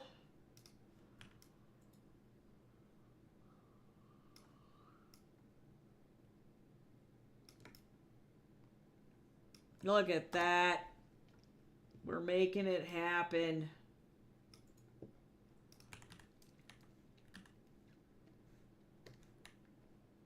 Oh my god. This is my least favorite part of this process. I just don't do environments a lot. They're very complicated compared to characters, believe it or not. Alright, let's get another one.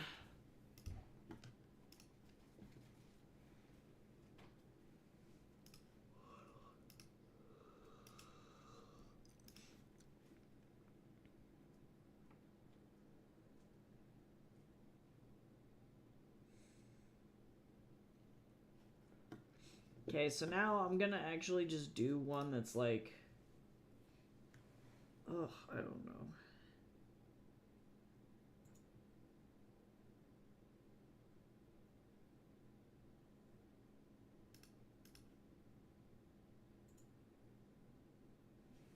Let me see what I got here.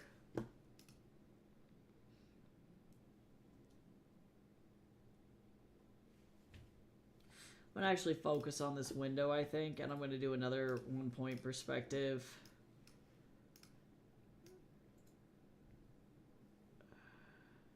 From like this angle. Sure.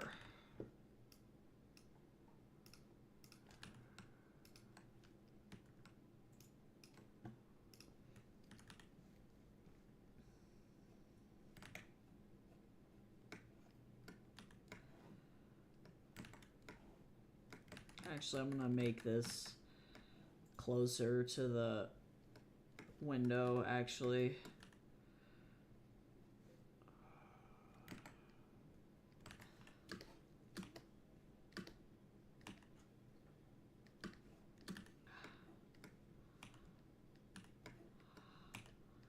Damn it. Rotate the paper more. All right.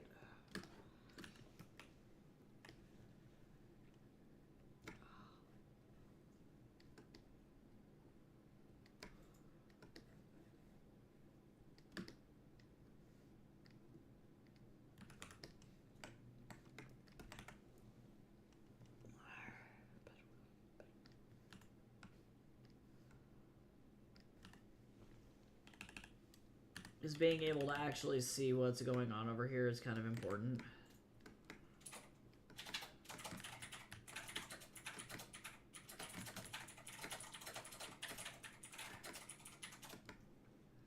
Okay.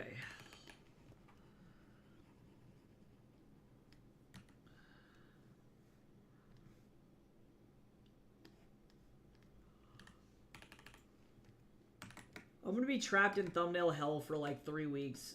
I don't want to be here. I don't want to be here.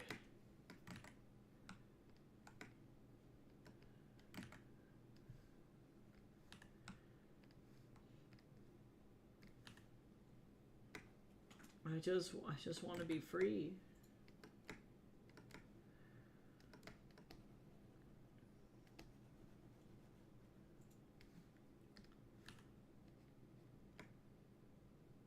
Oh my god. Yes, so a thumbnail is going to be a drawing that's going to be very, very small, and it's going to be not very detailed because the main goal is to capture at this stage the rough placement, camera angle, and gesture of a room. You can also do the same thing with characters. So for example, while working on this character portfolio that I'm doing right now, for every single character, or for this animation portfolio, so let me open up B's sheet because it's pretty straightforward. This is for this character's room. This is the character that goes along with it. So for a model packet, you typically have the character themselves, different poses and expressions, but because Dimitri's head is this like wooden block, it just rotates, so I don't really have to worry about expressions. I just got to be able to capture what's going on in his head. And then you have the turnaround aspect of it where you're looking at what the character looks like from multiple angles. But then to do what I would call like gesture and silhouette, to try and figure out what the best silhouette is for the character, drawing out different thumbnails in this particular case is a good idea. So you're going to be working minimal detail. That way, when you go to decide what's like actually in the room, you're able to pick, or like which version you're going to pick, you're able to choose from like 15 smaller drawings, or in this case I'll do 12, 12 smaller drawings to pick the best camera angle that best showcases the mood or the theme of the scene, and then you can go forward with doing the final drawing. So pretty much all good finalized illustrations are going to start with those thumbnails.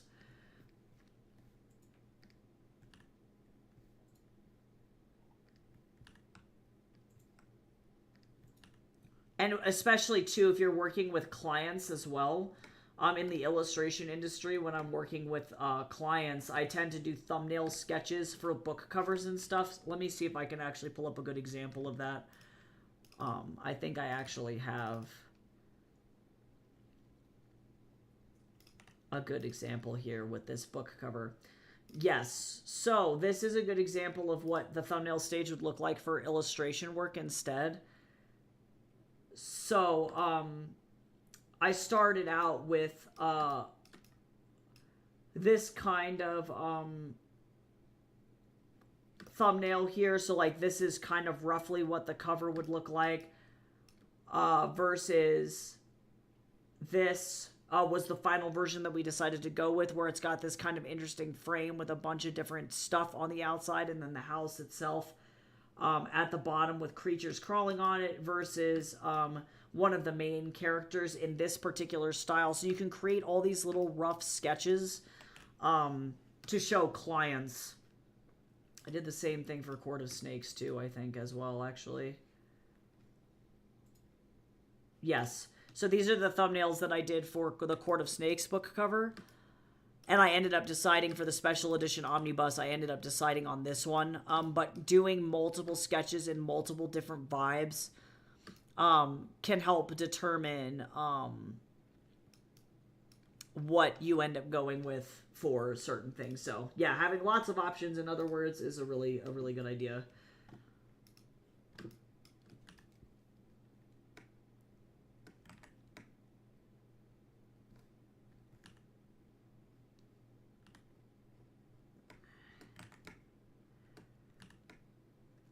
Because typically also, too, in the animation industry, your art director is not going to want to see a fully finished drawing at the very end as well.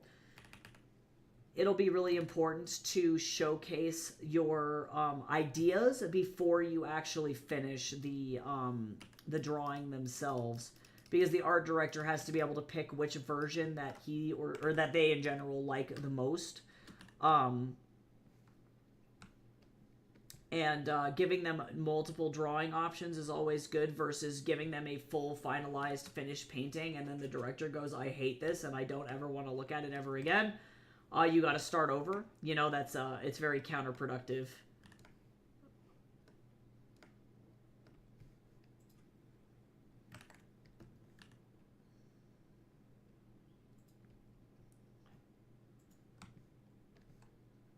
So hopefully that makes sense.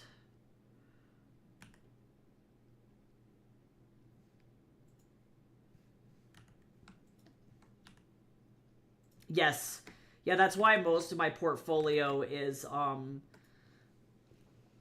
like, in concept, like, work in progress drawings like these thumbnails or like character ideation sketches, or in some cases also it's like for King of Dust. I'm doing this less now because I don't like making mood boards personally.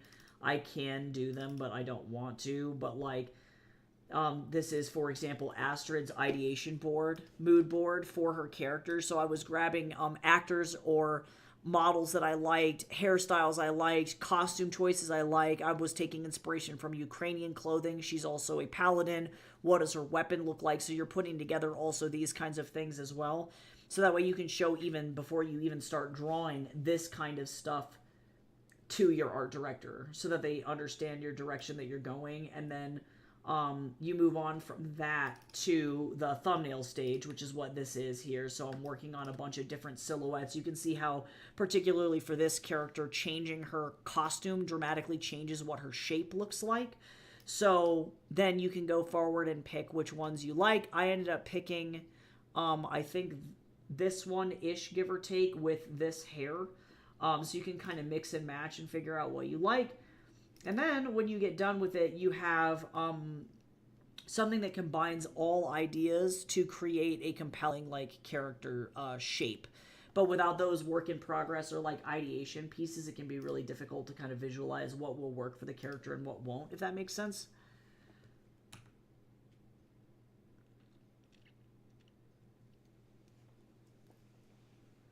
Yes, well, that's what Ava's talking about. What Ava's referring to is called shape design. And that's a very important thing for character design just in general. So a great example of shape design is in Pixar's Up. Carl is a square. Like, literally everything on him almost is a square. His head is a square. His ears are square. His glasses are square. His body is a square. His belt buckle's a square. The bow tie is a square. His pants are a square. Like, everything about it is a square because this character is super rigid, super unmoving, and very hard to convince. He's super stubborn, and so using those shapes is important. But if you look at him when he was younger, his nose was more round, his face was more round, so he was a more pliable young person. You know, he's less stubborn, right? Less set in his ways. Versus if you look at Russell, Russell the kid is a literal orb. He's a literal fucking circle. Literal circle. So that symbolizes like innocence or you know, not necessarily stuck in your ways thinking, youth, you know, even covering him in a million badges themselves, like all of these are individual little circles too. The hat is a circle. You know, so for Astrid, for example, you know, when I was working on her, it was almost all circles because she is literally the ball of sunshine here versus you can see Urian down here at the bottom is more squares and triangles. And so being able to have the audience be able to read the character's personality before they even say anything is really, really important. And it says a lot about who they are as a character. So, yeah, shape design, super, super important. Making complex characters means having multiple shapes to be able to describe like what the character does in the story, or if there are any kind of character arcs that the character goes through in the story. Like, characters may change costumes throughout the story that better reflect what they've got going on. Or sometimes they change shape. Really just kind of depends.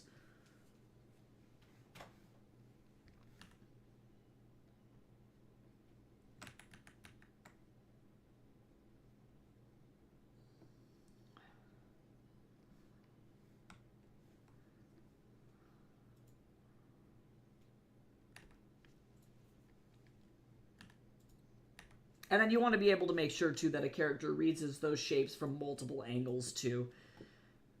So that can also be a challenge in and of itself.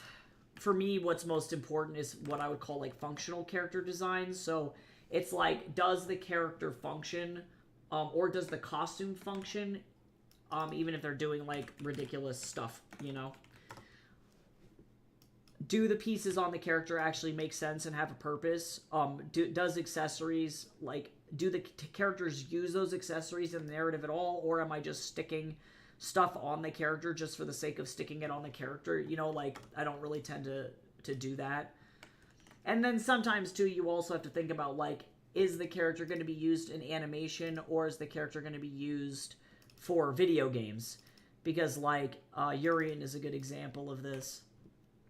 If you look at this character lineup, this is for video games. It would not be the worst to animate or to, like, model all of these complex accessories and all of these textures and patterns, because once you make the 3D model once, it's going to be really simple to do that again. And then also, too, because all of these characters are supposed to thematically go together, I did certain things, too, like Yura's got tails on his jacket. Astrid has bows coming off the back of her body. Darius has a cape, and then Urian has also this torn tunic. So they all thematically fit together, or they all, almost all of them, have leg armor of some kind. Except for Yura, because he's a little bitch and he doesn't need any armor. He thinks he's invincible. He doesn't care. Those kinds of things. They all have the same tone of shoes, you know, so you can kind of tell that these characters go together. Versus if I'm working on like this Brady portfolio is meant to be more for animation. In this particular case, this character lineup is not only done in a different style, but with the intent of creating easy to animate characters. So these characters have significantly less accessories and probably could be simplified down even more for animation, but it depends on if this production would be true 2D or if it's going to be like 2D, 3D like. Those kinds of things. So you have to think about who's making it, how are you making it, and what is it being used for, you know? Can these characters' silhouettes be read instantaneously from a distance? Would an audience member be able to tell if these were just all black shapes? You know, those kinds of things. So those questions are also very important too.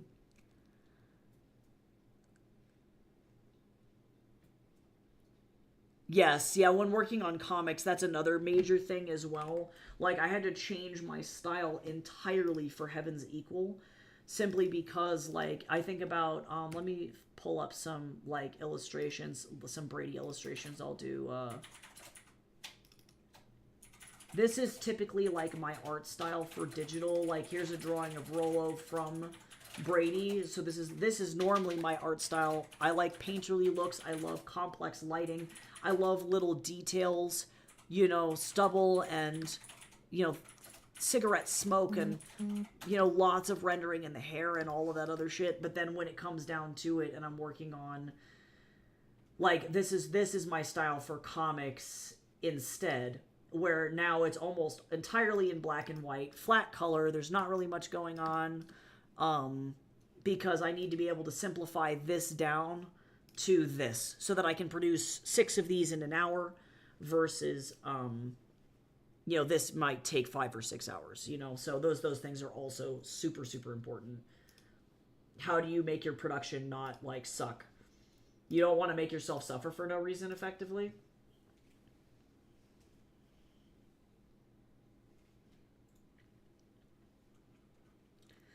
Those garish knee pads would clash with my outfit. I can't. You're right, though. He's like, they fuck with my pants. My stockings will rip. I don't need holes in my stockings. The silk. The Nessun silk.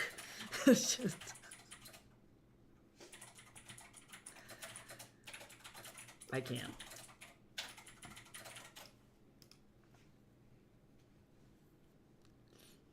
Okay, so now I'm going to do a worm's eye from, like, below the shoes, I think. So now, this is where this sucks.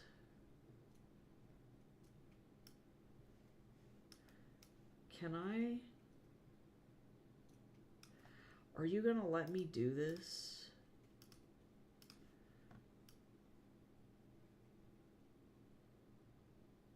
Yes, but it's gonna suck. Okay, let's do loose. Sure, this could be kind of fun, though. We're going to do a really, like, Toy Story style close-up here.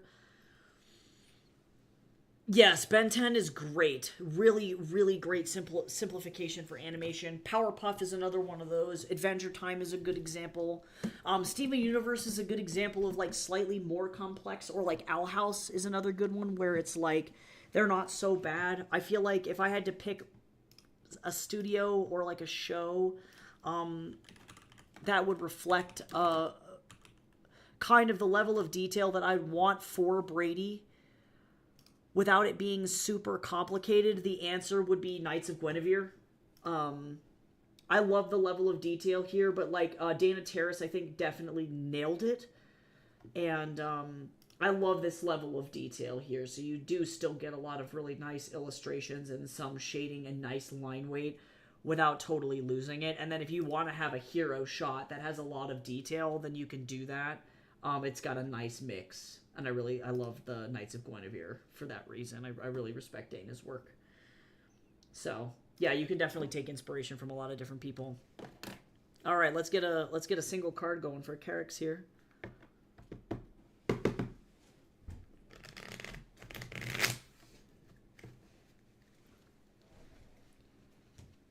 Yeah, and a lot of shows nowadays are being done in 3D or pseudo 2D, I think is a good way to describe it. which is not a bad thing. I actually think the pseudo 2D, 3D pipeline is fucking brilliant. I think it's really cool if you can pull it off well. So like Spider-Verse would be a good example of like pseudo 2D, or Klaus, the movie Klaus is another one of those ones. It's all like in what shaders you use. So Brady would ideally be produced in that way instead of like full 2D potentially, because it would help speed things up. 2.5D is technically different. 2.5D is a style of animation where you're moving just singular portions of stuff. And CGI 2D is not necessarily super accurate either. It is 3D with 2D shaders on it is the technical term for it. 2.5D animation is like this stuff. Hold on, let me fucking find it. Actually, the One Pale Reflection is a good example. Oh, these are just my spots. Where's Brendan? This is a good example. So this is 2.5D animation where you're not really doing full animation. You are only animating certain portions. So you can see here for this, I just animated the grass. He's blinking a little bit. The key is moving a little bit, but otherwise this is like a completely stationary illustration. His hair is also moving a little bit too, actually. So this is like, I have never heard the term mouthwashing in my whole life. I have no idea what that is. But yeah, it's just 3D. You're still using 3D models and stuff, and yeah, you're just applying 2D shaders over top of it. I am so sorry. Carrix, I hate to be the bearer of bad news. No, I'm just kidding. You got the Five of Pentacles card here. You might be very stuck or frustrated financially. And this card is like, I always call this the charity card. You might feel like you don't have the resources you need, whether it's finances or resources or stuff that you need. There might also be temporary like health or financial issues, so keep an eye out for that. I used to draw this card literally every damn week. This one is a rough one. So be prepared for bumpy roads. If you can save money, save money.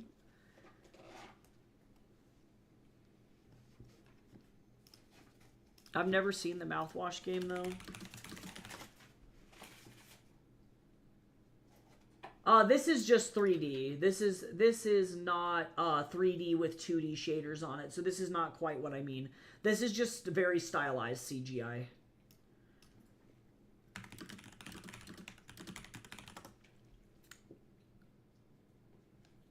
This is a good example of a 3D character with a 2D shader. I'll wait until we get back from ads, because this is actually a perfect example. This is a 3D model. Yeah, you'll be okay, Carrix. Normally, it's like more of a bump in the road, but definitely take a lot of caution. When I was in like some of the worst financial periods of my life, that was the card that I drew, but that also means that you're likely in the midway point of whatever you're going through. So it will take time to get out of it. It just is icky. It's just not going to be fun.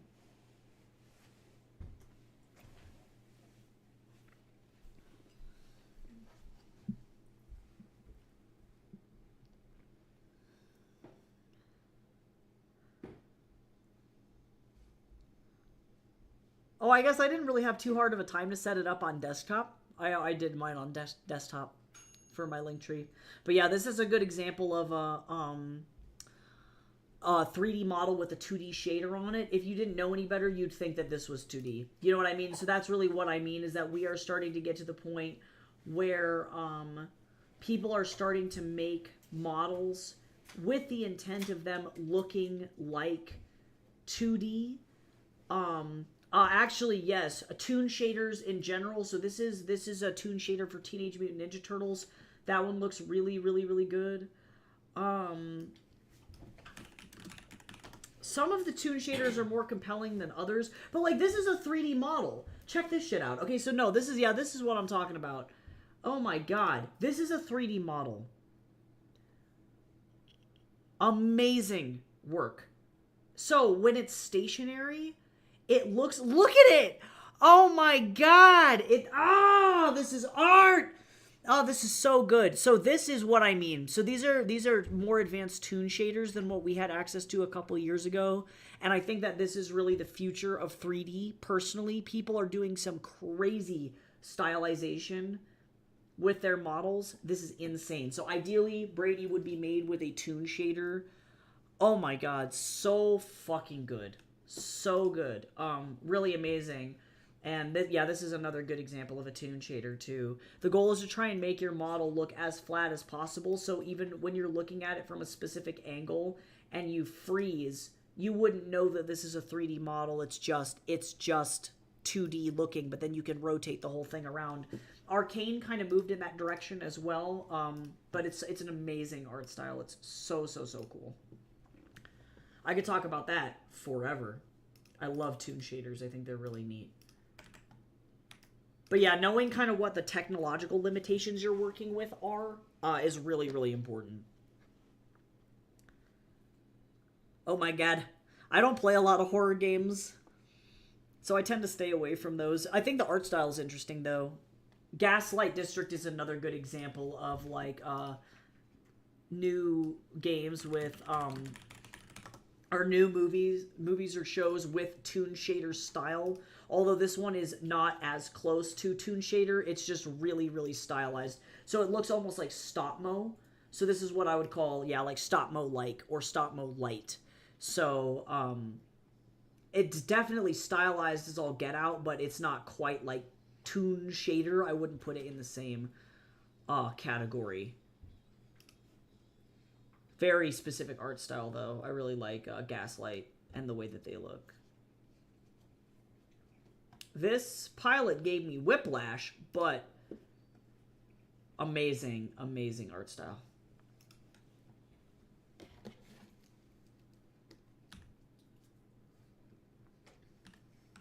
So yeah, knowing the limitations of your tech is the number one most important thing when you're like making an animated like pilot or a premise, because if you don't know what you're working with, you'll end up in a situation where you present your show to a director and they go, well, how are we going to make this? And then you go, I don't know, so having some kind of a plan in place is really important. I almost did that on the wrong layer.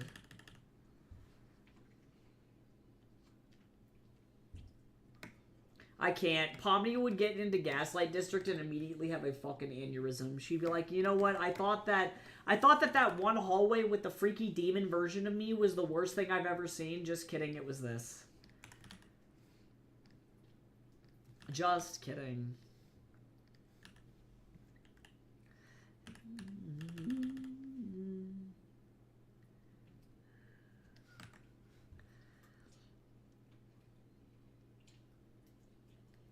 So I think yes and no, and that's why 2D is kind of falling out of favor, because 2D is just fucking expensive to produce, just full stop. It is one of the most intensive and expensive art forms that we have, besides maybe like stop-mo. Stop-mo is going to be probably the next worst thing that you could possibly do to a budget, which is why people are trying to create new things within the 3D sphere. Because at the end of the day, if you can figure out how to create a 2D look using a 3D element, you're going to be in a lot better place. And it'll allow you to create something with very low budget. Like, I think about how Digital Circus doesn't really have that large of a budget. And they're completely indie produced. The budget for, I think they typically use like 10 animators. $20,000. That is literally nothing. For context, Disney films cost hundreds of millions of dollars to produce. So, Digital Circus, the pilot, one episode, $20K. And that is insane. Amazing. That's a very good budget for an animated show. It actually probably was less. But they were able to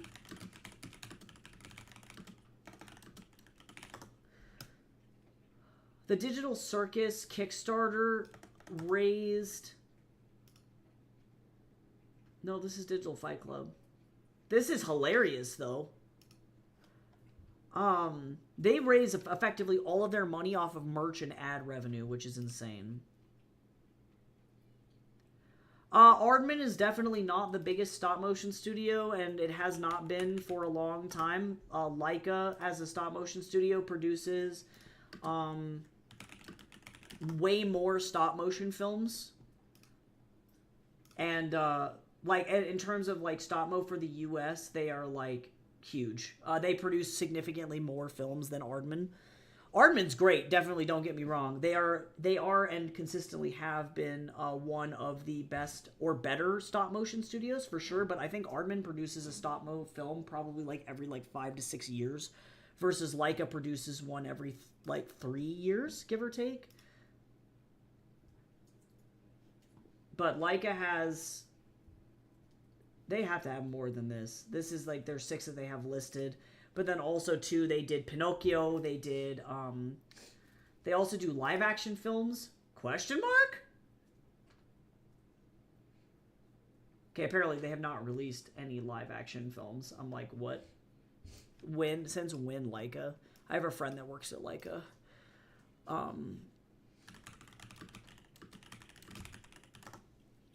Yeah, the biggest stop-motion studios in the world. The first one is going to be Laika first, then Aardman, and then the third one... Oh, actually, Shadow Machine produced Pinocchio, not Laika. So Laika first, then Aardman, then Shadow Machine. Shadow Machine produces Robot Chicken. But other than that, those are effectively the only 3 global stop-mo studios that we have. Yeah, and Aardman rocks. Definitely no shade to Aardman, but... Yeah, I think Laika in general produces larger, high-budget films.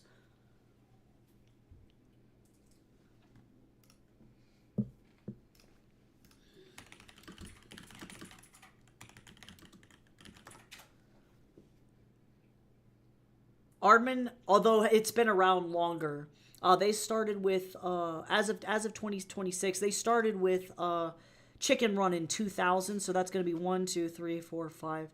6, 7, 8, 9, 10 total films, and that includes Vengeance Most Foul. Versus Laika, they started in...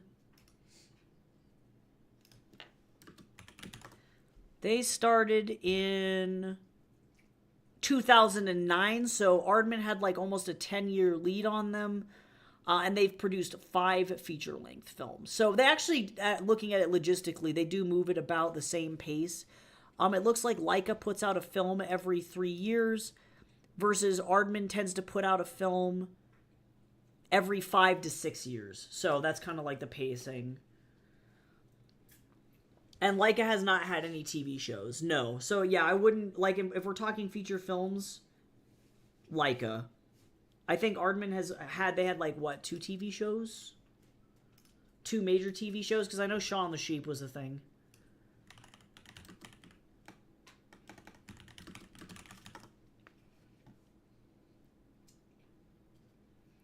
Yeah, Shaun the Sheep, and then they had... Oh yeah, Creature Comforts. A lot of them that they've done... They do have 21 total shows. However, a lot of their shows didn't have a lot of, like, episodes.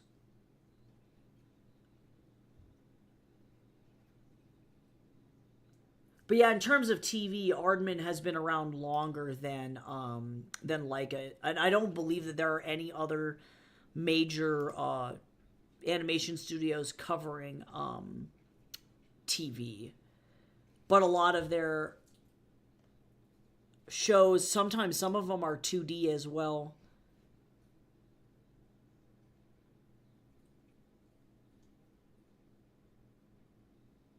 But they're just hella fucking expensive to make.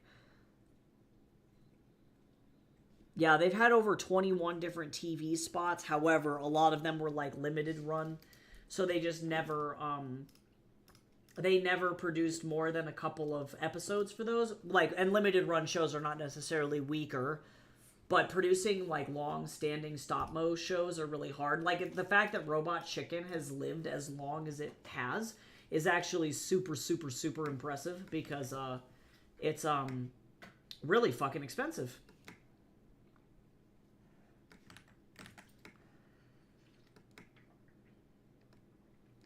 But yeah, I think Aardman really is the master of producing affordable animated films, which is, again, not a bad thing. They are masters of their budget, and a lot of their puppets they reuse as well. So the reason Laika's productions tend to cost a lot more is that with, like, Aardman, you know, you're going to be producing, like, Wallace and Gromit films, right? And those puppets are very simple and easy to animate, which means that you can use a lower budget and produce things more quickly versus with Laika. Like, some of their puppets are literally, like, 4 times the size of humans. They're massive. So that can be very, very expensive. It's just like a difference, I think, in like stylistic choice there at the end of the day. Not necessarily better one way or the other. It just, again, like that comes down to like, what is your budget? What kind of stuff are you looking to produce? What is the ultimate end goal look for what you're doing? Like, I feel like Aardman has such a lovely, like, fun, casual, soft, like stop-mo style versus like it's a la Tim Burton. You know, Tim Burton makes a lot of that stuff where it's like it's really simple looking, but it's still very nice to look at. Versus Laika is like, okay, how can we make literally the craziest fucking puppets of all time and give people an actual like heart attack showing them how we filmed this because it's like so ridiculous. Like, I'm sad that there are not more stop-mo shows in the world, but again, it's kind of moving in the direction of like people are creating stop-mo like things with 3D. It's not true stop-mo. Like the Lego movies are a good example of that, or Spider-Verse is another example, which is kind of a bummer because I think that stop-mo in its essence is some of the coolest shit on the planet, and it is very sad to not be able to enjoy them as much as we used to.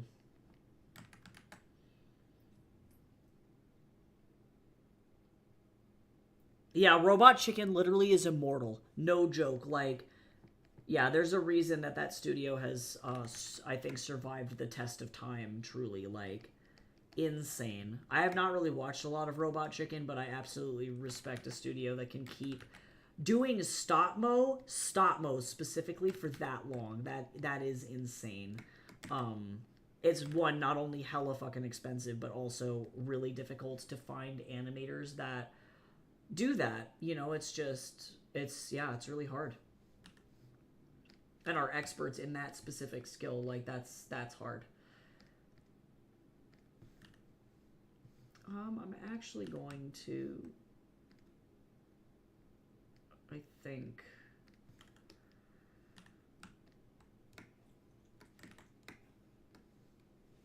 go like this.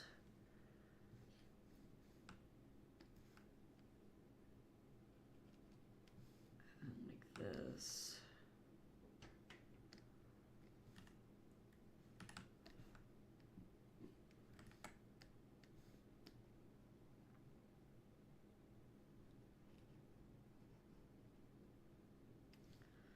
This is a fun shot, but I don't see myself using this.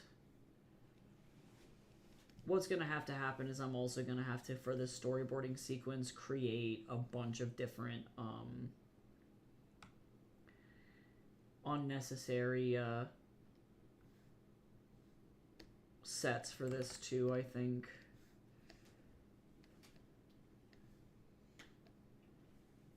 And that's going to be kind of rough, but do you just love chucking all your dirty clothes on the floor?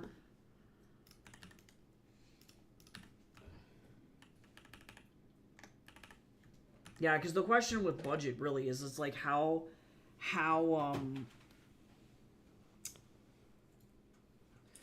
you know, how long of an episode can you even have, right? Like, what is the max runtime for the thing that you're making? Because that's really going to make or break you.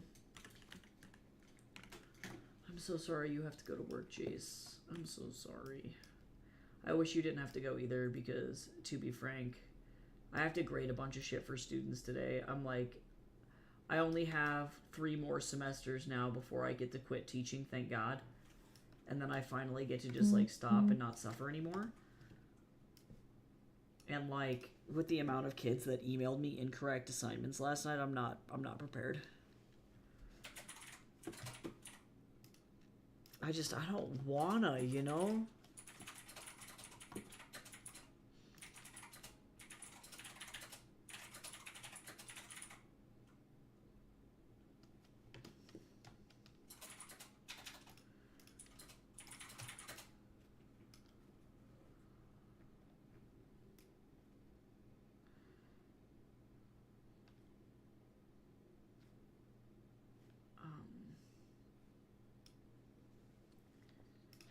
Sure. I don't think I have enough train facts. I'm not that into trains. Oh, there is a train in Colorado though called the Georgetown Loop that you can ride. That's like a Victorian style steam engine, and you can spot Bigfoot on that train. It's very fun. We love spotting Bigfoot.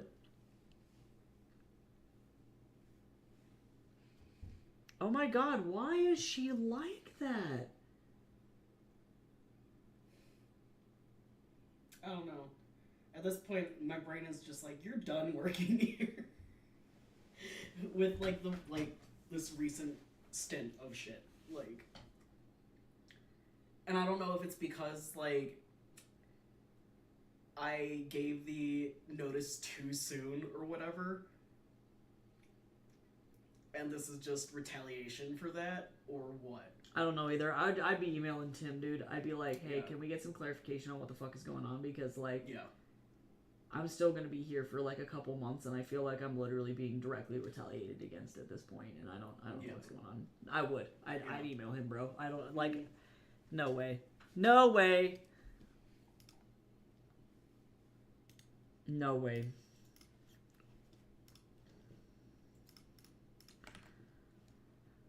I wish interpersonal stuff didn't suck so bad. And I'm so sorry that you even have to deal with that, because...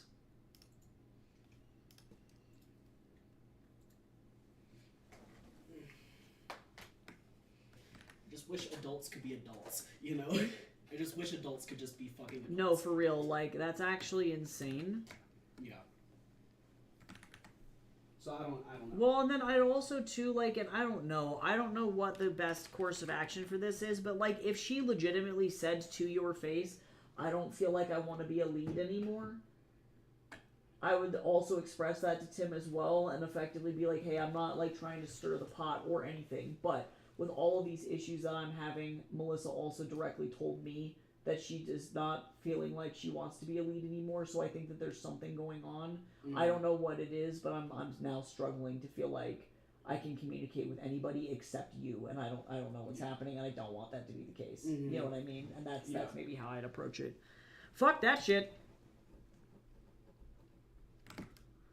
I'm like, I'm out here.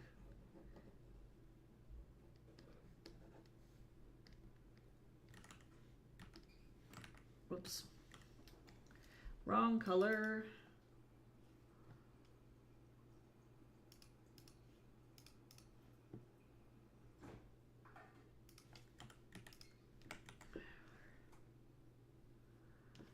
All right. This is going to be kind of a fun angle, at least.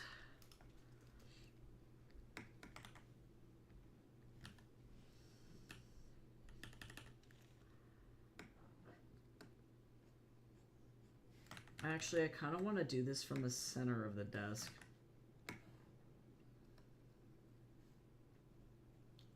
This is going to be kind of a weird angle. Hopefully it won't look dumb. We're going to see how this goes.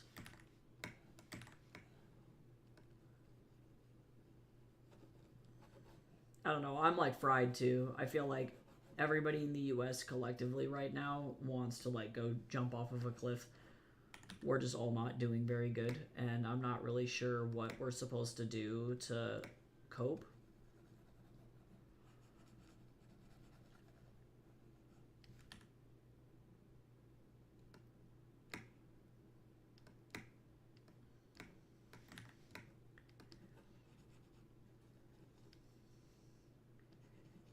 is actually a great camera angle. I knew that this was gonna work out. I was like, hold on.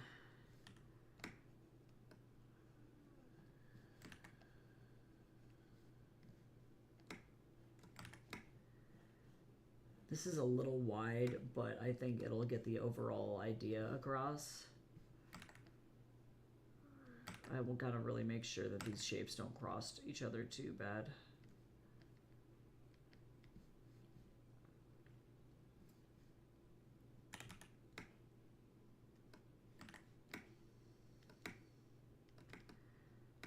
Oh, I'm gonna have to do this from behind. I don't know why I decided that I was gonna do that on that same layer. That was really dumb.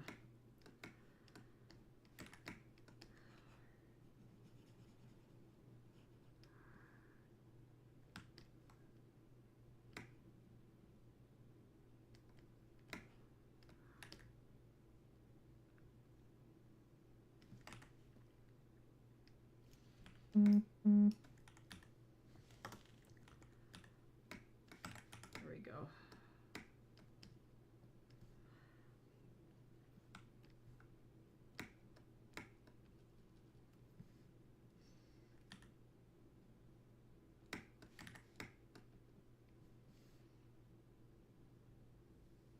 I'm actually going to do this chair. I've been doing this chair as a black this entire time, but in order to make this work, I have to do this chair as a dark gray chair.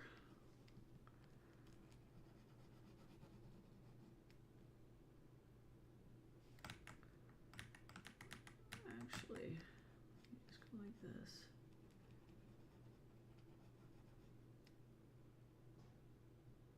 I recognize that this is not the best, but that's okay.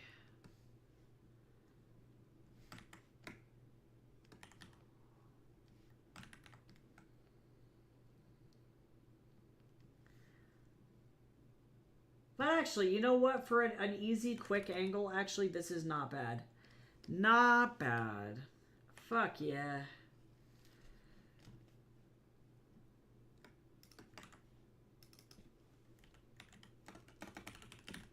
Okay. One more. And then I get to pick which one we're going to do. That means next time we're going to actually be focusing on, like, doing the actual, like, I might, end up actually, like, making the set next time as well. Because I am tired and I'm not going to, we're going to do it smart. All right, last one.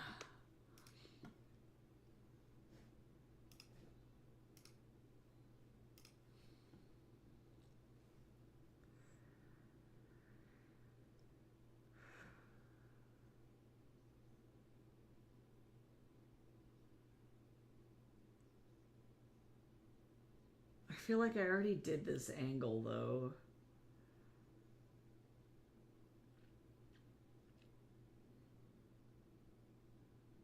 I'm just gonna do it from the door, or what I would perceive to be the door.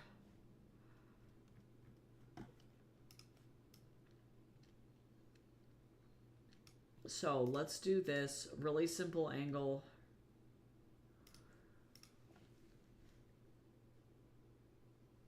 We did some good 2 points, and then we got a couple of good 1 points. I might actually do a 2 point for this particular one, actually.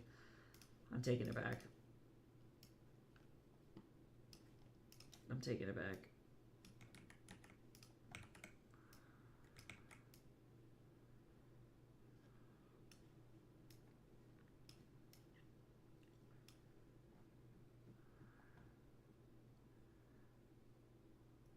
Or actually, do I want to do this? Just kidding. No, I don't.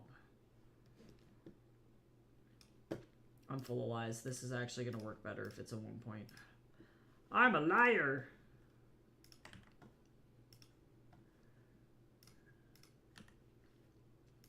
Ah, full of lies. What's that one fish from Digital Circus? I'm the one who tells the lies.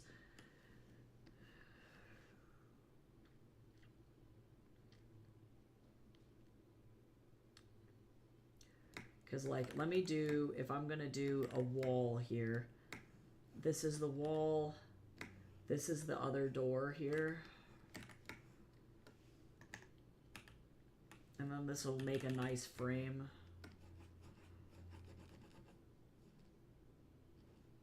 And then, if this is the case, then we're going to drag this back here like this, and then I'm going to go like this. I think I'm actually going to do the ceiling in this one too. Yeah. Thank you for sticking with me through this absolute crazy fucking process, everyone. This is like literally, this is one of the hardest things for me in art. It is not an easy thing doing these thumbnails and for environment specifically. And then I'll be able to make something a lot better next time.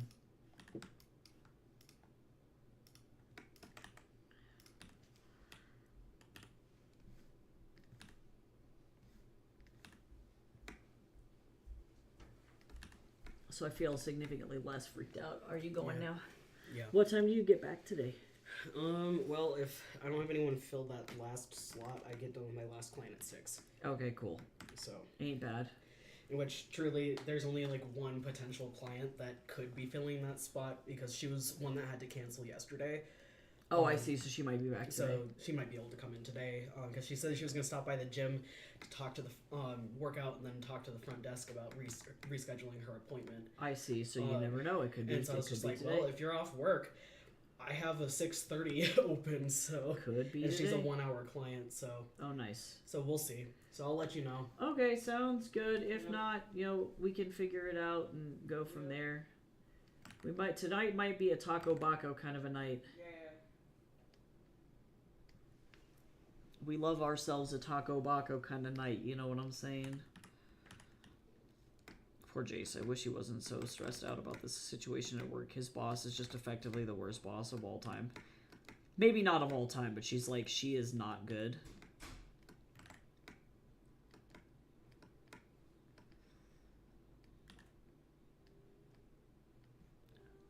Oh my god, Felix, you right. You just gotta get the Taco Baco. Sorry if you got chucked directly into Adtown. If that happened to you, I do apologize. It is always the worst when you come into a stream and then immediately Adtown sucker punches you directly into hell.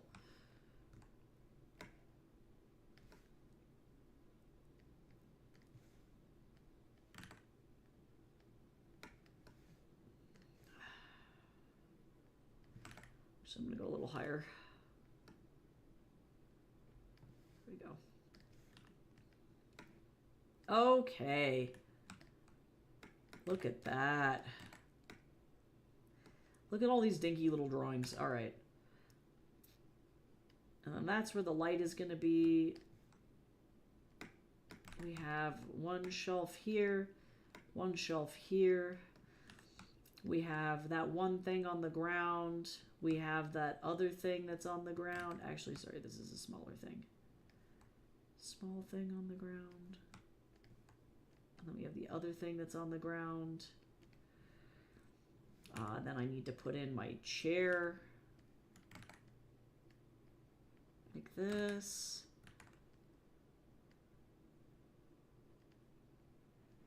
Not like that. How are you today, Felix? Hopefully good.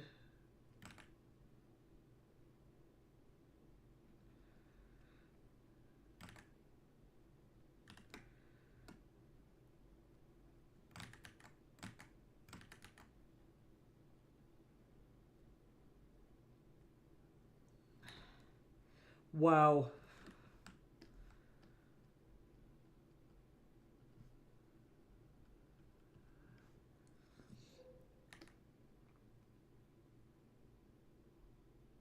Okay, that'll work.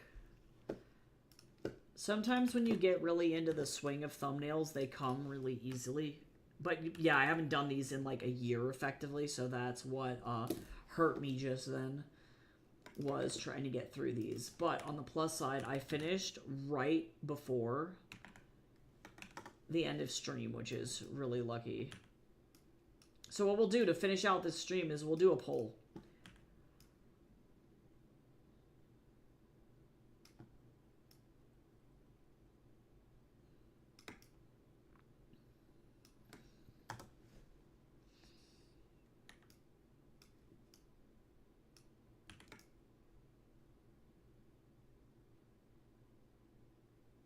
Okay, for whatever reason, this is definitely not the right size. There we go.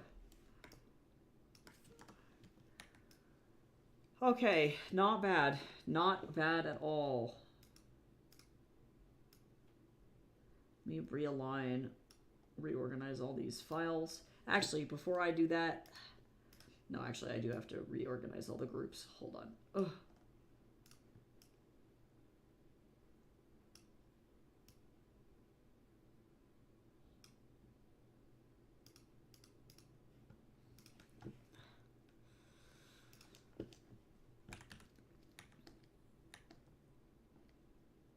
All right, almost there. Let me, oops, get these labeled. And then we're going to do a Twitch poll. Also, everybody should hydrate. We have literally been going ham for like 2.5 hours straight, so that's kind of rough. So drink some Wawa. Don't be a crispy. All right. Give me just a second to get over into Twitch. So that way we can do a poll again.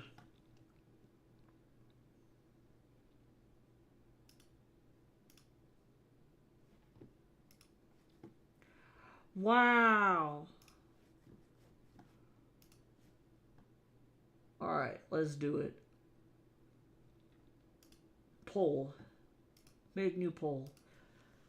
Which thumbnail? Oh God. Okay, so I can only give 1, 2, 3, 4. I can only get 5 responses. So I'm gonna pick my 5 favorites, and then y'all can pick between those ones.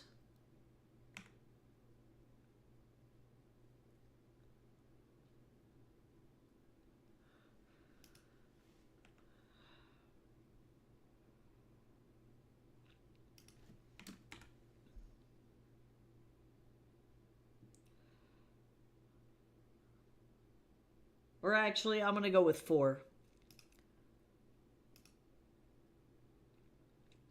Okay, we only got 1 minute. I started the poll in Twitch.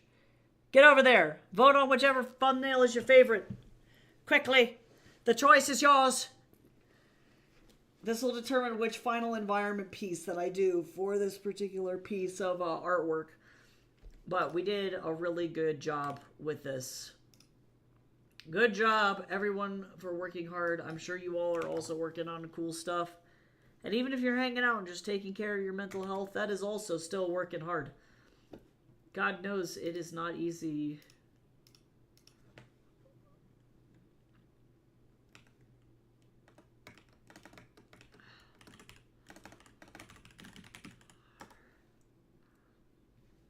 Whoops. I'm saving this as the wrong file. I realize I'm making this super hard for you all to vote. I should probably chill out.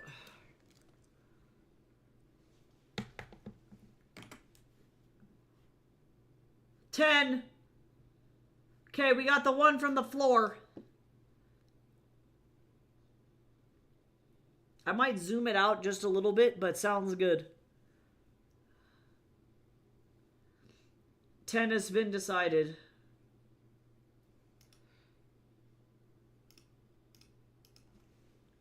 The choice is upon us.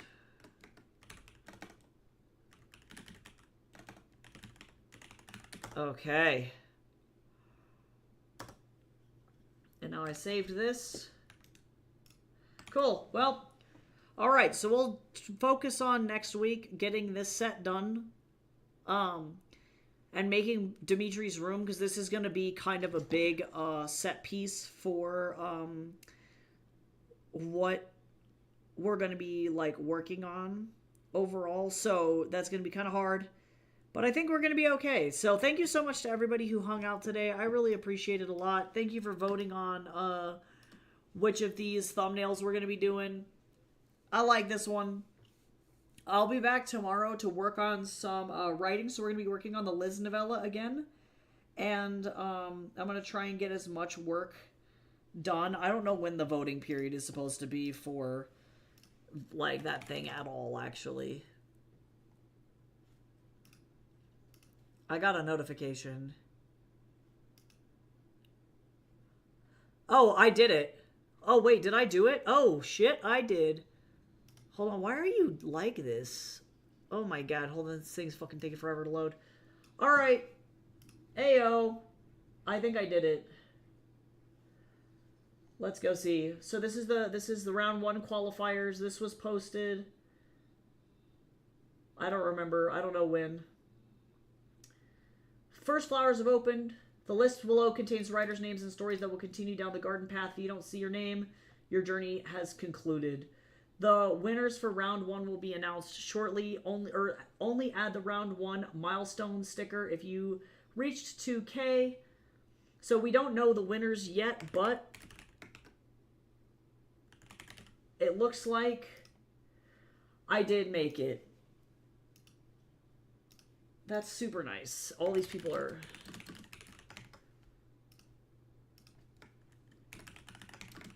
Maybe this will actually